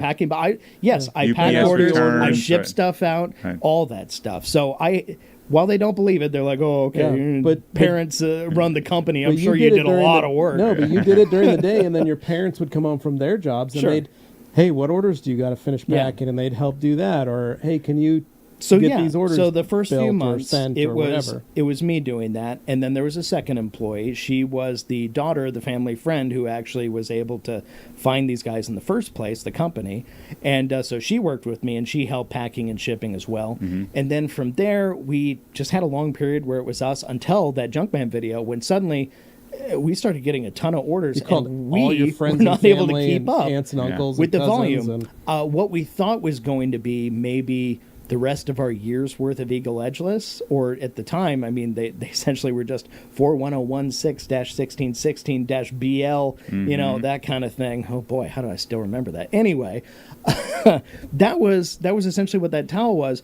They all sold out in a course of a month or two, when they should have lasted a good 8 more months. Right. So that was a very new experience for us, and we just frantically called anyone and everyone, do you feel like packing some stuff? Do you want to be an employee for a little while? Do you want to help us? And they're kind of like, yeah, I got nothing going on. And next thing we know, Gabe gets involved and these guys, and it just kind of snowballed from there. But that's what was kind of the catalyst. What was that? He basically called me a month before he made the video or whatever, saying, oh man, I finally found these towels. I've been looking forever. The last time I said something about these towels in a video on my YouTube channel, they sold out. So I'm just telling you, look out, it might happen. And of course I'm like, okay, it's just some guy talking. Because in case you didn't know, I was the guy answering the phones too. I was doing the phone thing, all that stuff. But so what do you do now? What is your title now? Now I've kind of gone on a big arc where eventually, like we said, we got to doing the videos. The media department was my baby. I was so excited to be able to start doing the video production stuff. And I really think that's where we became more relevant with the detailing community, because we became visible that way. Yep. The videos were a way to reach out to them. So that was me shooting all those Wash Wednesdays with the rigs I built. Anthony knows how that goes. And a lot of the videos I shot with Levi, apart from the early ones in your shop, which we did with Gabe, which were kind of set up and stationed. All of his students. And, But you preferred the behind the camera, the audio, the video, the how it looked, how it felt. He's really good at that. And so you made these guys stars. Right. Basically, they were already stars. I guess in a way. They made we were themselves stars in our own eyes, but he made us stars. I helped show the rest of the world that you were capable of it. But we wouldn't have done any of this if Dane hadn't been the one that's saying, hey, let's go make a video about that. Or, that would make a great video. Yeah. And I trusted you guys to help me with ideas detailing related, because I didn't understand that world as much. I knew cars, but unfortunately I can't just make car videos all day long. I got to do something about detailing. So it was a way to branch off. And now, since then, I've learned so much more. But like you're asking, what do you do now? So in that whole arc, I took us from creating the media department, which eventually we got more people in here staffing it, took away some of the jobs that I used to do. And frankly, I think they do a better job than I did, when now we're kind of a well-oiled machine. And I really appreciate the skills, like what Jimmy, Glenn, Nick, Gabe, Seabass, Anthony Blaine, all these guys bring to the team. It's awesome. And really what we do now, could not do it without them. They're really a critical piece of this whole thing. But because they took over all those positions that I used to kind of just be the guy who wore a lot of hats, I did all that stuff, my role has seemingly diminished, but it actually hasn't, because my real role, because we have a web team now, like all these things that I used to do have now been turned into departments and stuff, made more official. And so my position now is essentially glorified thumbnail maker, vibes police, all that kind of stuff. I essentially call myself the media janitor, because when everybody else has got their specific things they're worried about, I can fill in on pretty much any role that's needed. If you need to run a camera, I'll come help do that. If you need to help edit something, I'm happy to come help do that. Live stuff, yeah, there's a lot of those things. But right now, the podcast is my baby. So developing the podcast, doing that kind of thing is my interest. Like, that was your idea in the first place, was coming to your dad and saying, I want to do a podcast. I'm going to use all the old audio. And everybody's like, who's going to listen to you talk about towels We're going to do this for hours? That's stupid. So that's a great little segue there, in that think of yourself like the owner's son, and you say, I want to make a podcast. So I want this to be my title. I want this to be my role. Yeah. You don't say it that way, but you come with a solution. So I'm not going to let you off the hook yet, Dane. Sure. Yeah. So I'm dancing around it. So are you the next CEO? Are you the next? Oh boy, we're going He's there. throwing.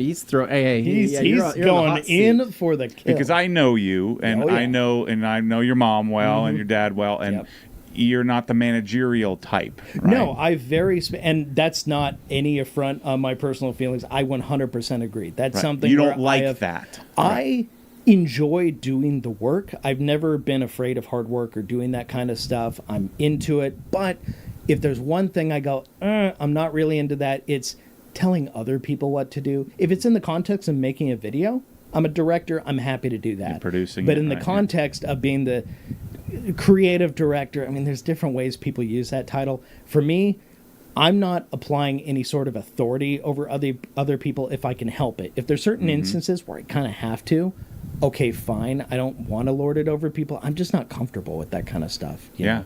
But why try to fit a square peg into a round hole if you know yourself? Because I know myself, I know my personality type.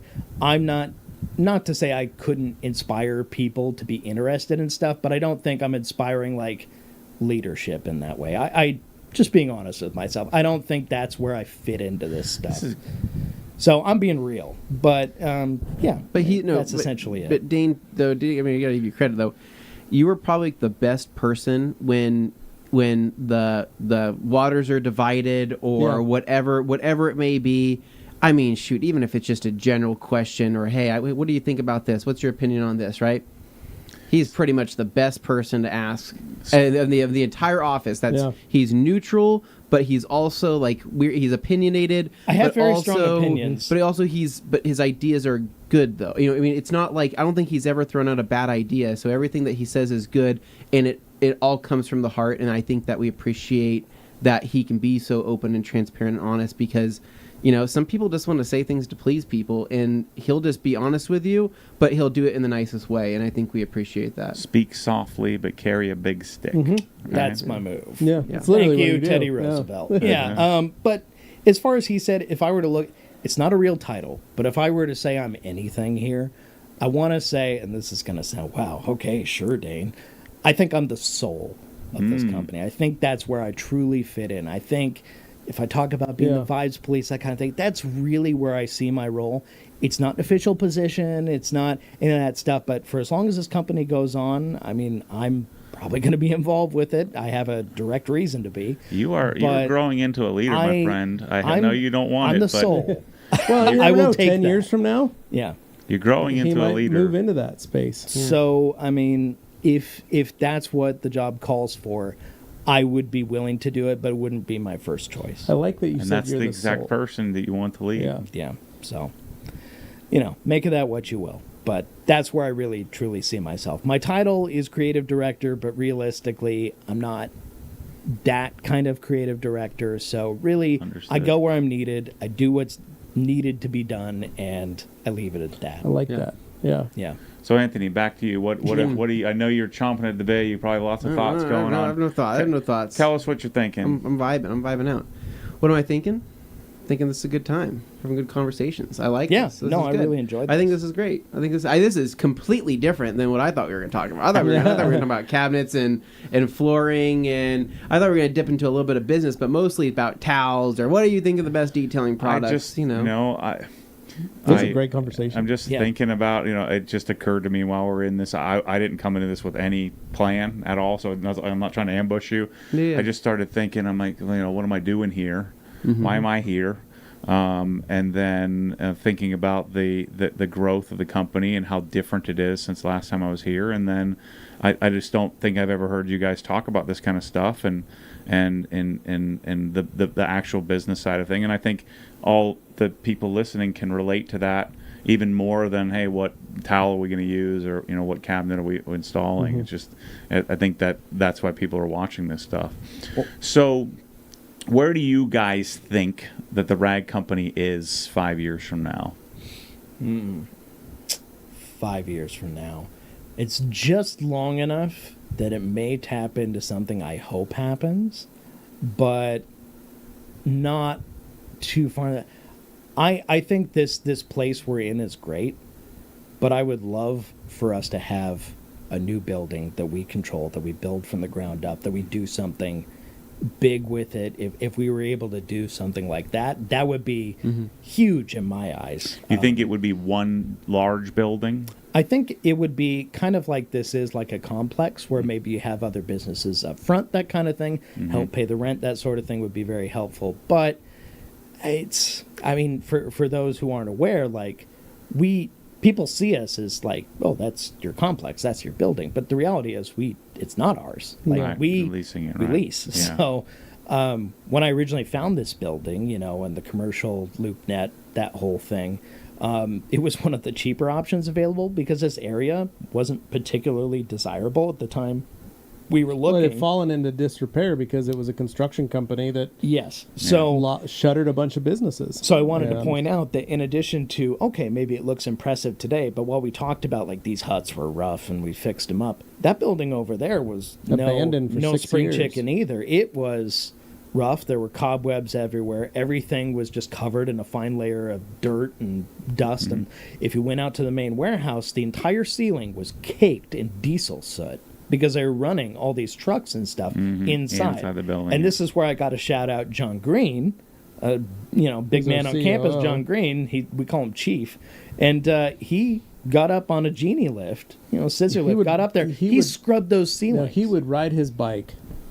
The man would ride his bike from his house to here in the mornings to get on a genie lift and clean the ceilings for about an hour or hour and a half.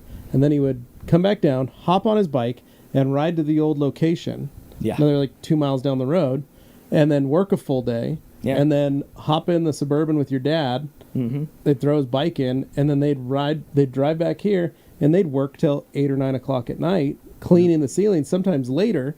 And then they'd take John home, and then he'd ride his bike because he was in the best shape of his life. Back then, but he would do that every day to get this place ready. He would lay stuff. You were there, and your mom and your dad mopped walls. We took Optimum No Rinse, and we took buckets, and we literally mopped the walls. But the four of you were doing everything that to get this. Don't get too far from his question of where do you see hold on. Let me correct my perception here. Okay. Yes, because I'm outsider here looking in. John Green is a classic example of grow with the organization. 100%. Was John not very qualified, not highly educated? Like when he came in, he didn't come from Harvard or something. No, like he was a manager of another business that was being shuttered. Jeff and Dane went to go pick up some shelving from this. From I should point out, he was not sale. Responsible for any of the mistakes that company made. But he was the guy helping close the business down. Yes. For that company. So John was a worker. He was a worker. And now John is like the right hand, isn't he? So he's grown. Yeah, no, he's way up there.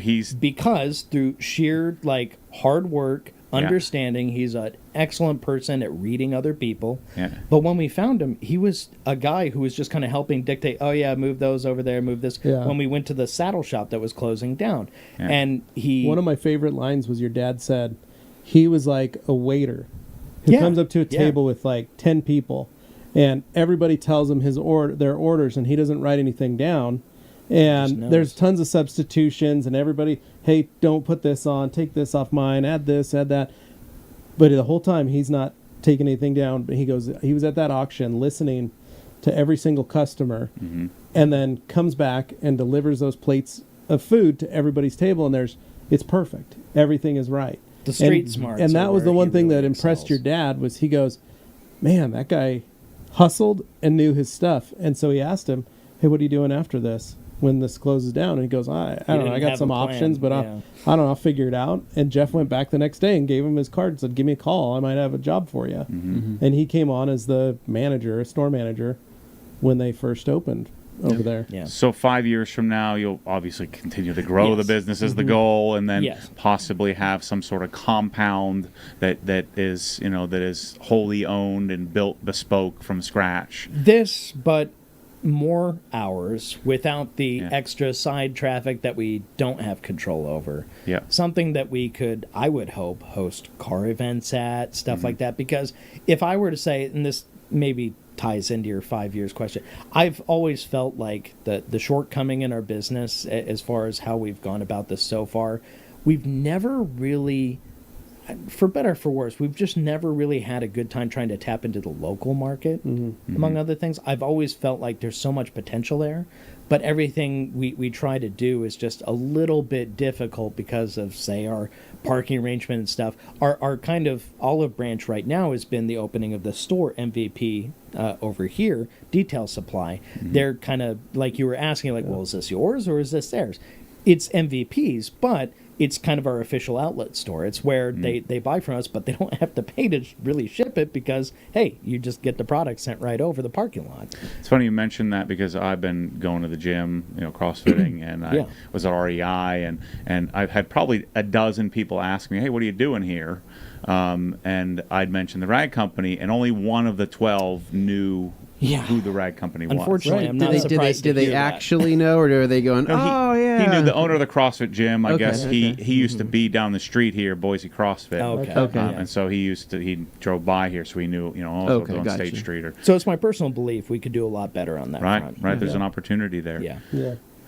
So 5 years, the possible compound would be kind of cool, and to work on that and build it from scratch, and build your own studio.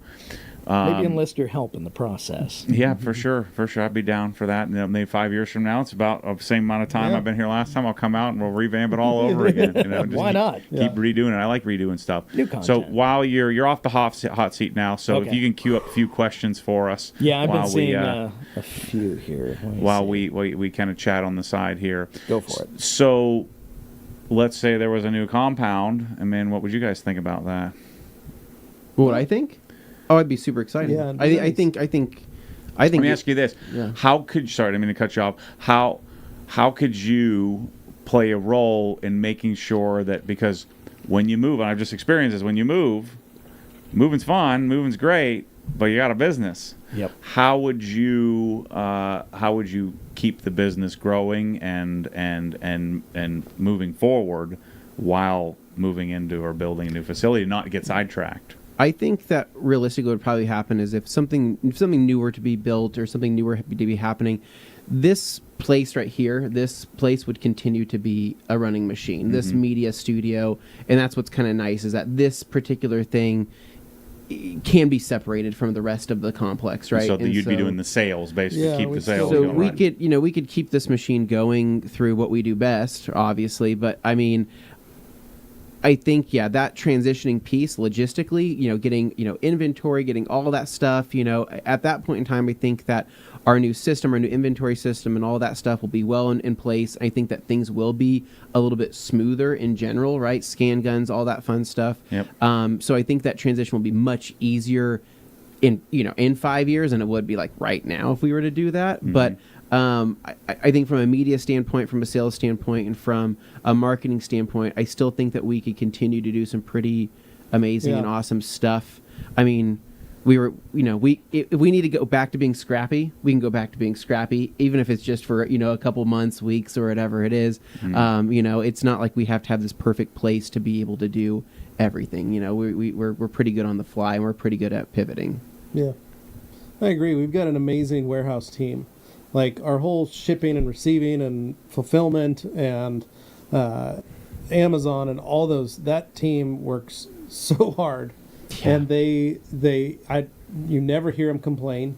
And every single one of them, when Anthony and I walk by, it's weird to go from a small company to a big company where we'll have a big company meeting and we don't even know who some of the new people are.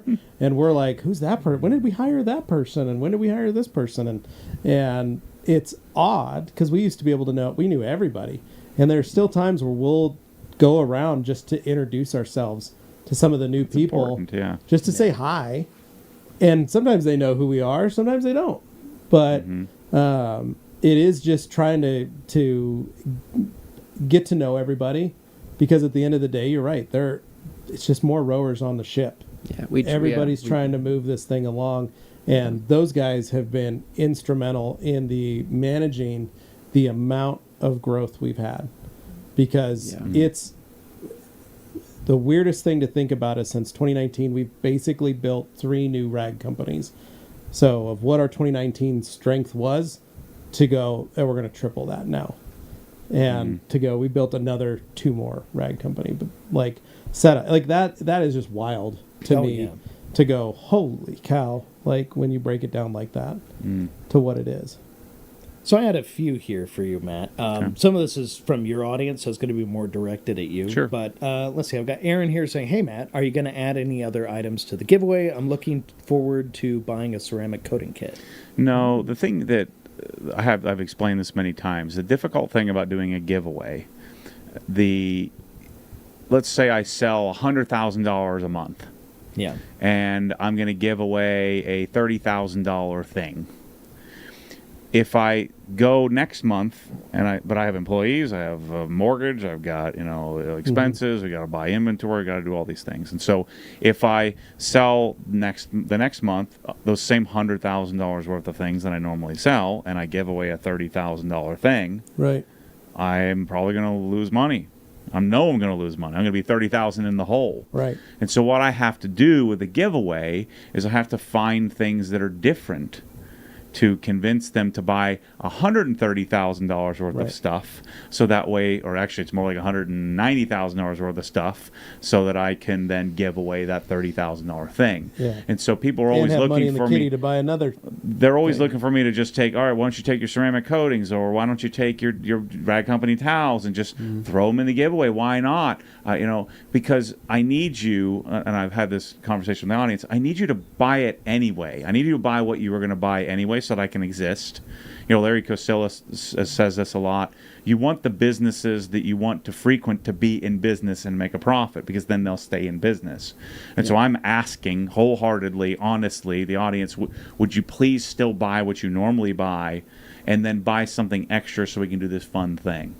And my hope is that at the end of the day, I can profit a little bit on that giveaway thing as well. So for me to just take all the things in the store and just throw it up there in the giveaway and sell the same $100,000 I was going to sell means I'm going to go bankrupt. Yeah, so, rather than an either-or situation. That's why we do knives, and we do hats, and we do special items, usually that have a little higher margin, and I try to garner interest. And the point of doing the giveaway, especially a garage giveaway, is I'd love to be able to tell the whole story and then take them through the whole design and go out and install it, and hopefully that gets new attention and new followers. And so to answer your question as nicely as I can't really do that because I would go out of business. That's fair. That's a good way to put it. Then I've got another one here from Zeke, or Zek, however he likes to go by. When are you going to get your 911 GTS daily? Is that hybrid thing even on sale yet? Yeah, probably not anytime soon.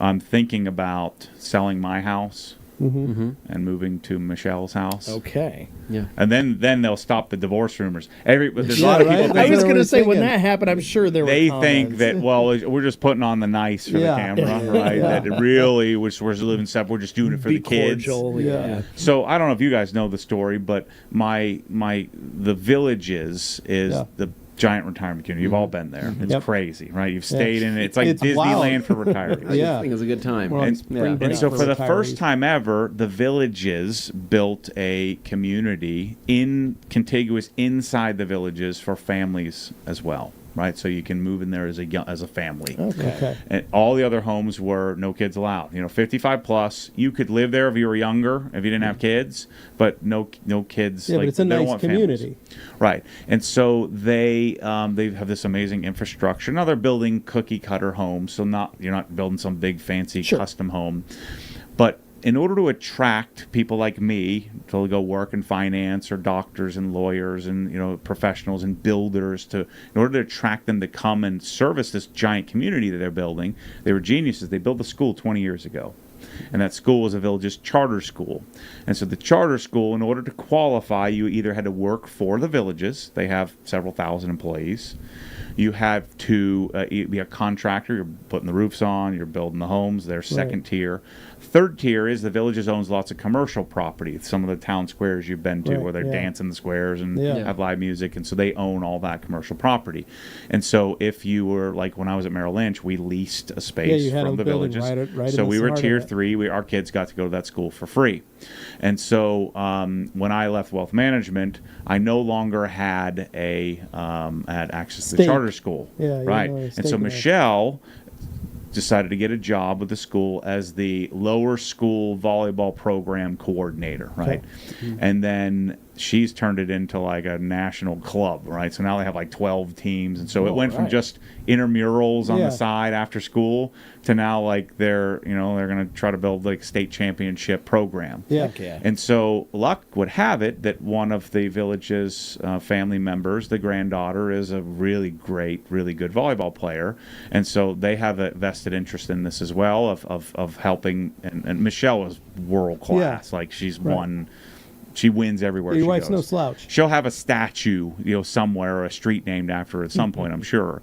So anyway, she got this job and then has grown it and then got the Villages family to contribute to the program. And so now they have a much bigger budget, so she got a real job. And so the Villages, in order to attract all these people, built this amazing school to get all these people. Well, now they build another school. And the other school is 10 times better than the old school, which was 10 times better than any other school. Well, that problem is that school is about 20 miles from my house, which is about 45 minutes because of all the roundabouts and all that stuff. And so the cool part is they built a community right around that school. And so imagine you're my kids at 13 and 9 today. Kate's 9. So everybody wish Kate a happy birthday. Happy birthday. So she, Michelle, really wanted to have a place there because my kids are athletes. And so they're going after school programs like crazy, every day. And so they're driving 40 minutes to school, having to get up an hour and a half early, driving back, going back 2 or 3 times a day. It's just it was untenable. And so she got this job. She's making some money. And so she saved for a couple of years, saved money so she could make a down payment and we could buy this house and get a mortgage, and then her salary would pay the mortgage. And so I don't want to give up my house because my house is a few miles from OGHQ, right? But then it's called Middleton. The Middleton house is also half the size of my house. And so Michelle's house is in Middleton. But the reason why I greenlit the deal and stopped fighting the idea was, imagine you're 9 and 13 and you walk to school and all of your friends are there and you get to run the neighborhood because it's safe. It's it's all the community around it is all retirees, and so they're going to get to have that 90s the life these guys didn't really have as much as we did. My neighborhood, Southeast. You just Boise, ran that's it, what I got. just go, know, and so they're going to be able to do that. Plus, the house looks right at the stadium where my son's going to be playing football. So as they get older, we'll be there. And so what I'm thinking about doing now is selling my house moving down there, because in that community there's also one of those town squares, and so that's where I'm going to build this amazing showroom, and I'm going to start doing local garages. The reason why I didn't want to do that is they're not my demographic. Right. They're not like the Freds and the Johns, these crazy $1 million garages that I like doing, but they still are going to buy flooring and cabinets and lighting, and it can actually become a really big business. Yeah. And it's going to be, I'm going to build a channel called the OG Builds channel, and every single garage we do, we're going to video and put it on OG Builds, and then give the people that video, and guess what they're going to do? They're going to share it with everybody they know. Yeah, exactly. And they're going so to want that's to get the story of of why we have two houses, and so now I'm thinking of selling mine and moving into that house, which I'm going to hate, which will be fun. Sure. But it's a new project. I'm going to build out that garage, but I'm going to be at that Middleton Town Square all the time building it out. Yeah. And then I'll make trips, I'll probably hire a driver, and so that way I can work on the way to OGHQ. So 2 or 3 days a week I'll spend at OGHQ. 2 or 3 days a week I'll spend, I work 7 days a week, so 5 days a week I'll be working on the Middleton thing, because me, I want to micromanage where every T-shirt is hung, and every square inch of this place looks the best it can, and then I have to teach everybody how to sell that I hire to sell stuff. Yeah. All right, I got another one here for you from Dylan. Matt, would you rather get an S4 that you can modify or an RS5 for the V8 but little aftermarket support? What do you think, Anthony?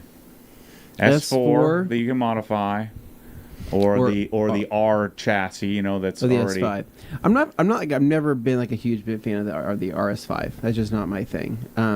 But the S4 thing's pretty cool. I like the S3s. I mean, I like the S3. If you get the RS3 with the 5-cylinder, I would probably just get the S3, or if you can get the RS3. That's what I'm saying. Did you see our dentist got an RS3? Oh. Tyler's got an RS3. Good for him. Yeah, those cars are more my style. Same here. To be honest with you, the S3, I agree with Anthony on that. You get an RS3. It's less money. It's a little bit smaller. It's still big. You can still fit 5 people in that darn thing. It's much bigger. I got one count against it. They only sell the sedan here in the States. If we could get the little hatch variant, I would much prefer that. Sedan's totally I love hatches too. Yeah. Yep. Give me a long roof. There were some people asking about how you like Boise, Airbnb, where you're at, that kind of thing. So I had sworn off I would never do an Airbnb again. Yeah. When we did Emmanuel's garage, which was the very first garage giveaway, we booked an Airbnb, and it looked great. And we got there, and you guys, oh my gosh. It's like that. Is it like boogers that on the walls, and just gross. It was pretty bad. And so I called the guy and said on the porch as we're heading out of there and trying to find a hotel, I paid like $5,000 for the week or 10 days or whatever I was staying at this place. And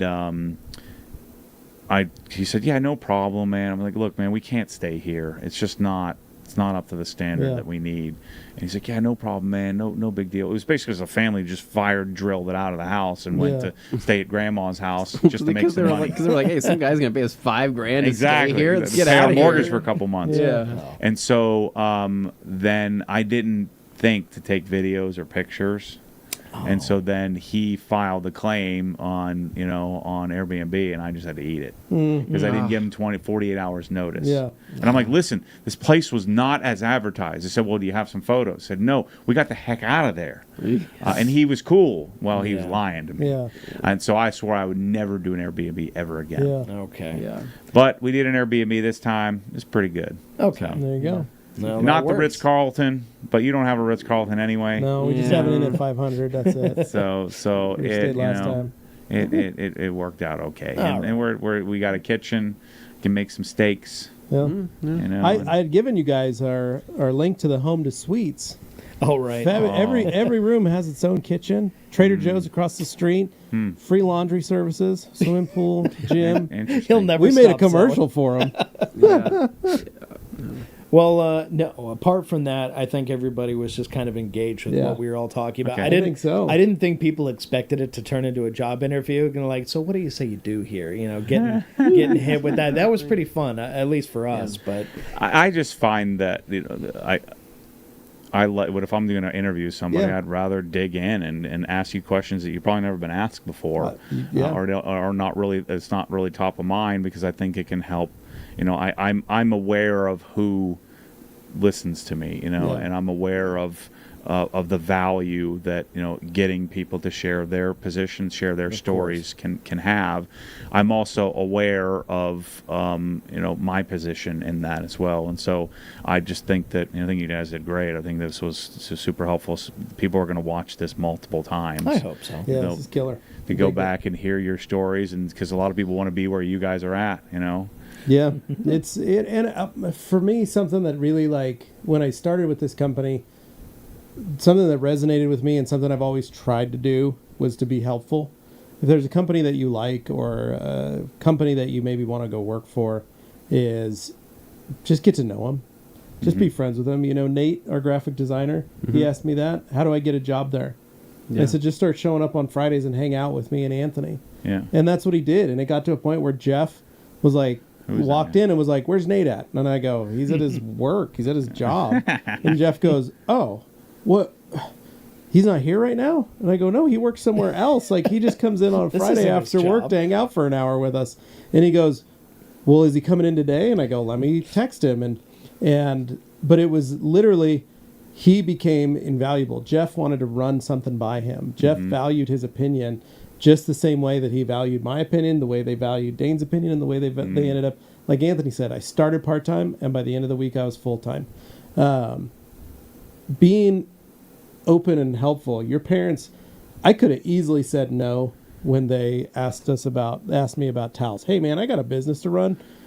You're bugging me, right? I could have said that. And that wouldn't have been entirely rude or inappropriate. No. That's just being realistic. And your mom apologized every time she called me. I am so sorry to bother you. I am so sorry to bother you. Yeah. But being available and answering a question and just helping out helped us get into this spot. So I got a question for you guys. Yeah, what you got? So now you're 6, 7, 8 years into this, 9 year, 10 year, 12 years into this, right? And would you say that what you just said is you're looking for a young guy or girl that wants a job to say yes, right? Yeah. Just say yes. Yeah. Yeah. Say yes to whether you're getting paid or not. Just say yes. So how do you still say yes when you're 10 years in? Mm-hmm. How do you not turn into a not what I do, not my job description? How do you say yes? How do you think about that? Good question. Well, a lot of it is figuring out exactly what you want out of your life. That's well said. For me, I've spent the last 2 years heavy therapy, going through just trying to figure out demons of my own past that never were dealt with fully, and where do I want to go? Where do I want to be? What kind of dad do I want to be? What kind of life do I want to provide for my kids? What kind of husband do I want to be? Because I can have this job and I can kick ass all day long, and I can do 100% of the things that I need to do for this company. But I know personally I may falter and I may not be able to give attention to the things that matter most to me, which is my family, which is my wife, which is my kids, which is my life. That's more important to me sometimes than the job. But it's figuring out that balance. So how do you say yes balance with that? And that is the hardest thing, and something I still struggle with. And the reason I still see a counselor is to make sure that I am continually on track and making the right choices in my life for who I am. Mm-hmm. And looking at the benefits of what this job brings me, or at least how I feel like I'm able to improve my job. Because it doesn't have to be either or. No, especially if your spouse is on board, right? And your spouse is going to be on board if you're on board, right? And you have to be careful, especially as a man. You have to be careful. I guess it applies to both. Yeah. You have to be careful to not come home and dump. Because if you're let's say you just had a bad day, and you just didn't like what the owner or the boss or whoever said, sometimes you need to think about, because your spouse, you're unconditional here. You can say whatever you need to say, but sometimes you need to think about, man, am I gonna if I dump every day. Right, she's going to be like, why were you saying yes to those idiots, right? Yeah. Mm-hmm. When really you didn't mean it to be that way. You're saying yes because you really admire the place, you love your position, you love your job, you want to get to the next level. But if your spouse isn't on board, it makes it really difficult to say yes. Yeah. Right? So you have to find that delicate balance of being candid and authentic, but also making sure that you're taking care of your whole family as the leader of it and their future, because that may require sometimes, I give this example to a lot of the young guys that want a lot. I said, I was a 90%er. What a 90%er is when I was at the hospital when Kate was being delivered, and after she'd come out, I got a call, and that call was Dustin just left, and I was the manager. I was running the market, and I looked at Michelle and I said, Dustin just left, and she said, go. If I hadn't taken care of her and told and was at least somewhat positive, she would have said, absolutely not, you're here. Yeah. You know, our family comes first. But she looked at me and I looked at her, and she just knew I had to go. And that could be looked at many different ways, like, you know, you should have been there. Your child's only born once, right? But now my child is never going to want for anything because of a lot of those decisions that were made. And I would have never been able to make that decision. I never would have been able to look her in the eye and say, Dustin just left. Yeah. She would have said, absolutely not. Had I not, you know, brought her along with and just dumped on her all the time. Yeah. So Anthony, how do you think about, how do you say yes when you're 10 years in, like you used to when you were younger, you didn't have as many responsibilities, you didn't have a family? What does that mean to you? What does that look like to you? What does that look like to me? So I think the thing is, is this not just about life? I mean, it's not just about work. It's about life in general, right? You're talking balance. You know, they always talk about work-life balance. Yeah. I mean, you can silo things and you can say no a lot, but then when the opportunity passes you up, you know, how can you be mad about that kind of thing? Or again, like same thing with your family. You know, if your family you're trying to go and bring home the bacon, and you've been talking trash on your job the whole time. And so no can come from both sides. It can come from your boss. It can come from your wife. How do you get them both on board so that way when you need to say yes, you know, what does balance look like to you? You know.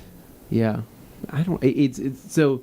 I feel like it's one of those things where if needs are being met, then I feel like the decision can be apparent. The decision can be easy.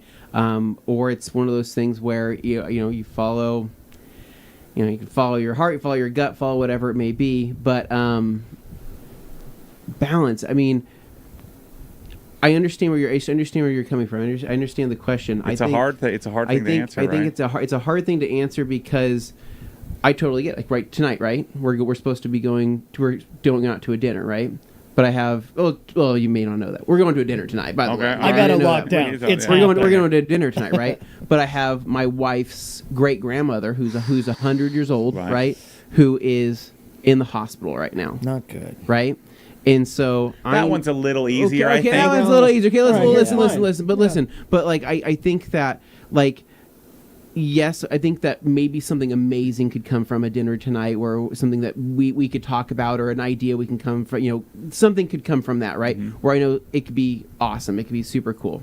But I also know that if she wants to go visit her grandma or something like that, it's going to be very important for her to do. And so figuring out the balance of who am I making happy at that point, or what options are there. And I think in this particular case, I think there's a pretty apparent answer. But you take care of her now, so that when you really do need to give her that look and say, hey, so and so, or I need to do this, and she'll say, go. So I mean, if you've ever had a bad this particular thing has never happened to me, but you could have a bad relationship or be in a bad marriage or whatever it is, and you go and you complain to your parents about your spouse, or you complain to them, right? That's a great example. And you go and you say, hey, she's doing this, she's doing this.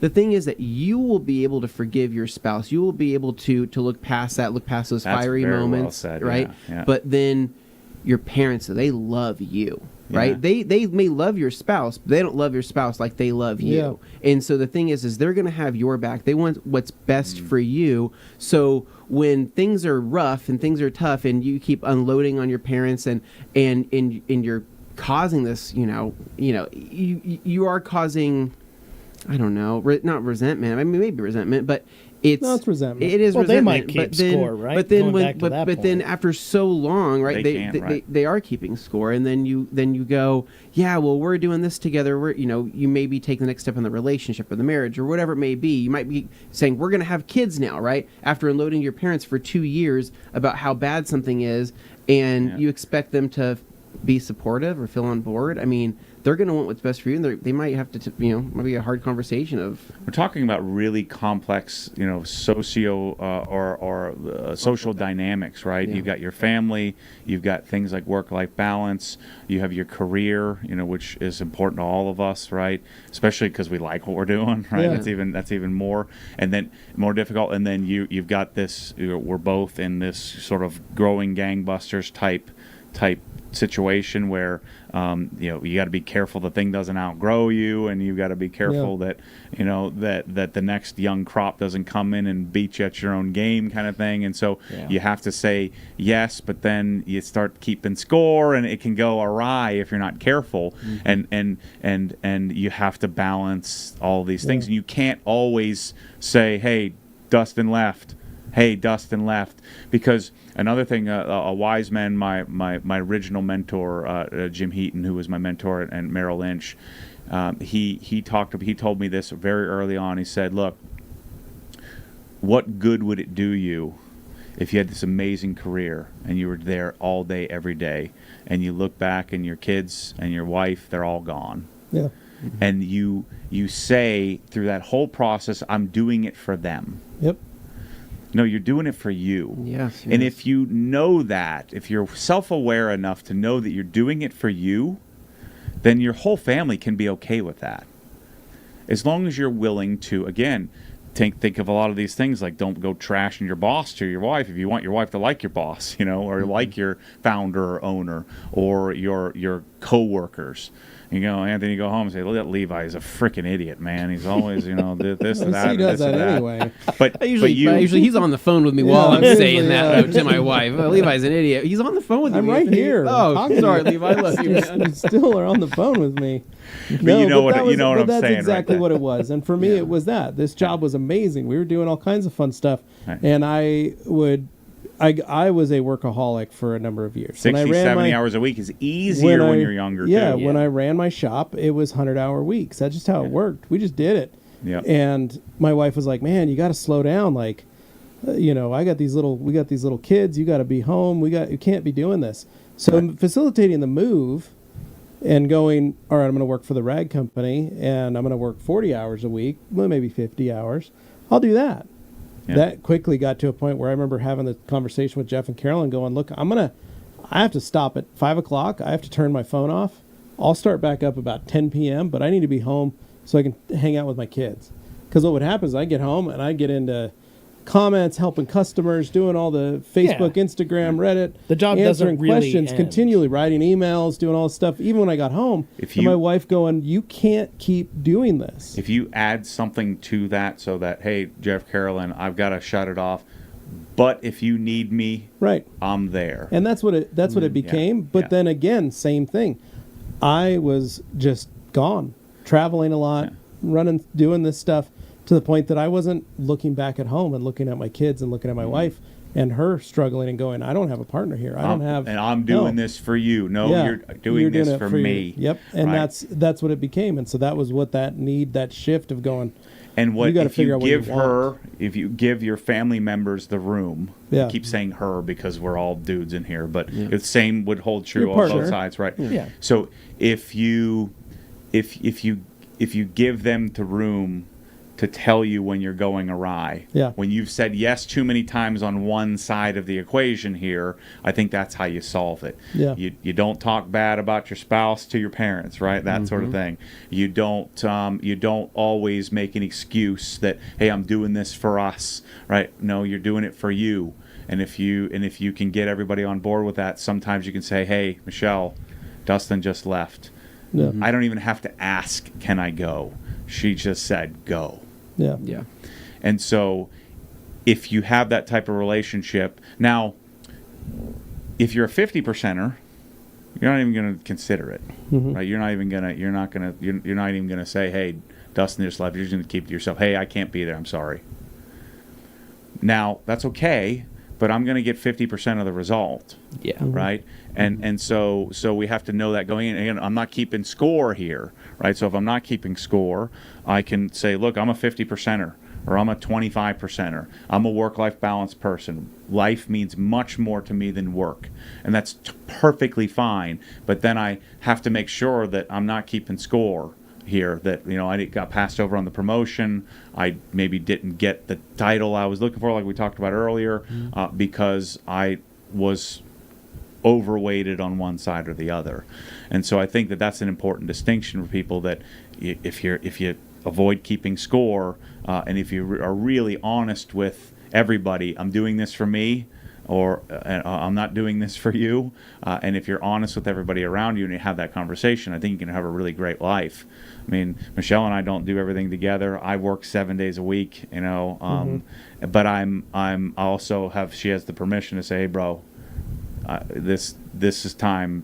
Just, you can't say yes to this one. I need you to do this. Yeah. And giving her the freedom to do that, instead of just internalizing that, and eventually then we end up having separate houses. Yeah. Right? Yeah. And, Exactly. and Michelle does have her own house, kind of thing. And building one more point off of that, just to kind of put a distinction for those of us in this room, at least, and probably for many others who do what they're passionate about, this whole thing becomes a whole lot more challenging when that work you speak of is something that directly ties into something you already enjoyed in life, and now it becomes this weird hybrid with the work. And so making that distinction, because it is so appealing to you just in and of itself, not work, it's difficult to draw that line, difficult to make that distinction between the work-life balance when you can't even really parse out exactly where the work starts and ends. I'm going to be honest here. Work-life balance is for losers. There we go. there it is. It just is. I mean, so if you want to lose, just know it. Be okay with it. And that's why. Now, loser doesn't mean negative. That's why I have duffel bags hanging from my garage. It means if you're in the game, if you're in the game of business, you're in the game of life, and if you want to exceed or succeed, right, or exceed expectations on the business side of this equation here, and if you even utter the words work-life balance, you're going to lose at some point. Now, you may just have ultra talent where you work your way all the way up the ladder. Maybe you don't get to the ultimate goal, right? But you need to be honest with yourself that if work-life balance is more important to me, and that scale may be 90-10 or 50-50 or 25-75, but if you can be honest with yourself, you'll know what the score really is. 100%. And you won't keep score, and so you won't develop that disgruntled feel of, man, they screwed me, I didn't get this, I didn't get that, they suck, and then you start talking to your spouse and it turns into this negative spiral. I think that I've always had this adage in my head, and I'm saying this is what I say to myself: work-life balance is for losers, but I'm doing this for me. And I need to be honest that with everybody around me about that. And if everybody around me is okay with that, actually, if everybody around me is not okay with that, I've given them permission to let me know. Yeah. And constantly reminding people of that, and that's a really hard thing to be aware of. And as you go through therapy and as you learn who you are and what you're about, I think it's really important to make that distinction. That if you're choosing the work-life balance choice, you're going to lose somewhere.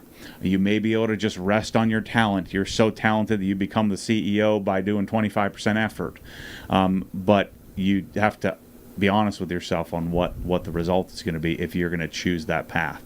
Look, I want to travel, 3 months out of the year. I want to take vacations. I want to take days off. I want to turn off my phone. I want to do all that stuff. You can do that, but you're going to lose at some point. And that, as long as you lose past the point of where you're accepting, right, of where you feel like you're good. Right? I'm good with $100,000 a year. I'm good with my title. I'm good with my role. I'm going to be honest with my bosses and the company that I work for. This is where I want to stay. Is that okay with you? And I'm going to choose more balance. Yeah. Can I have that? And so you in that case, I guess you win because you found your spot. To me, I'm probably more like a 95-5er. I want to continue. I don't want the path to ever end. I don't want the ascent to ever end. Anytime that my ascent stops, I feel like I've lost. I'm a loser. The work-life balance means I'm a loser. Mm-hmm. There you I've got one more question, and then for we'll end you. with that. Yeah. There we go. They were just asking how the remodel's going, so they just wanted to hear like a little update. We are doing a live stream out there tomorrow where we can kind of show people for sure as well. Mm-hmm. Yeah. Make sure to go subscribe to the Ride Company. It's the Ride Company channel where you do the podcast still on the main channel, or do you have a separate? The Ride Company podcast is a separate channel. Okay, so we it's have a separate channels. channel. Gotcha. Mm-hmm. So but we'll be on that. channel. So we'll be on that. The Rag Company YouTube channel, the main channel. For this particular for our stream. live tomorrow. Gotcha. Okay. So make sure you go subscribe to the Ride Company channel, and show these guys some love. If you got value out of this, send them a message, DM them. If I'm sure these guys would be open if you wanted some advice on how you get to where they're at in life. Shoot them a message, shoot them an email. Levi at the Rag Company, Anthony at the Rag Company, Dane at the ragcompany.com. Yep. Easy. And I'm sure they'd be willing to share with you how they got to where they've gotten to and how they think about things. And like Levi said, just show up on Friday and help out, and just try not to be weird about it. Be normal. Just be normal. A bunch of people showing up at your place, which is going to happen. I'm cool with it. You may be weird. Just try not to be weird. Right? Yeah. I mean, we're all in our own way weird, but when we're amongst others, that'll be our next podcast. We'll work on that next when we podcast, interview how you. not to be weird. Thanks everybody for listening. Thanks everybody for watching that watched live. Thank you guys for being so candid. Hope I didn't put you too much on the spot. Absolutely not. It was awesome. And thanks everybody. We'll see you on the next one. As always, stay tuned for more crazy. We're gonna wrap up this garage. Make sure to go check out the videos that we're putting together on the Rag Company studio. Thanks for watching. See you soon. See ya. Good job, guys.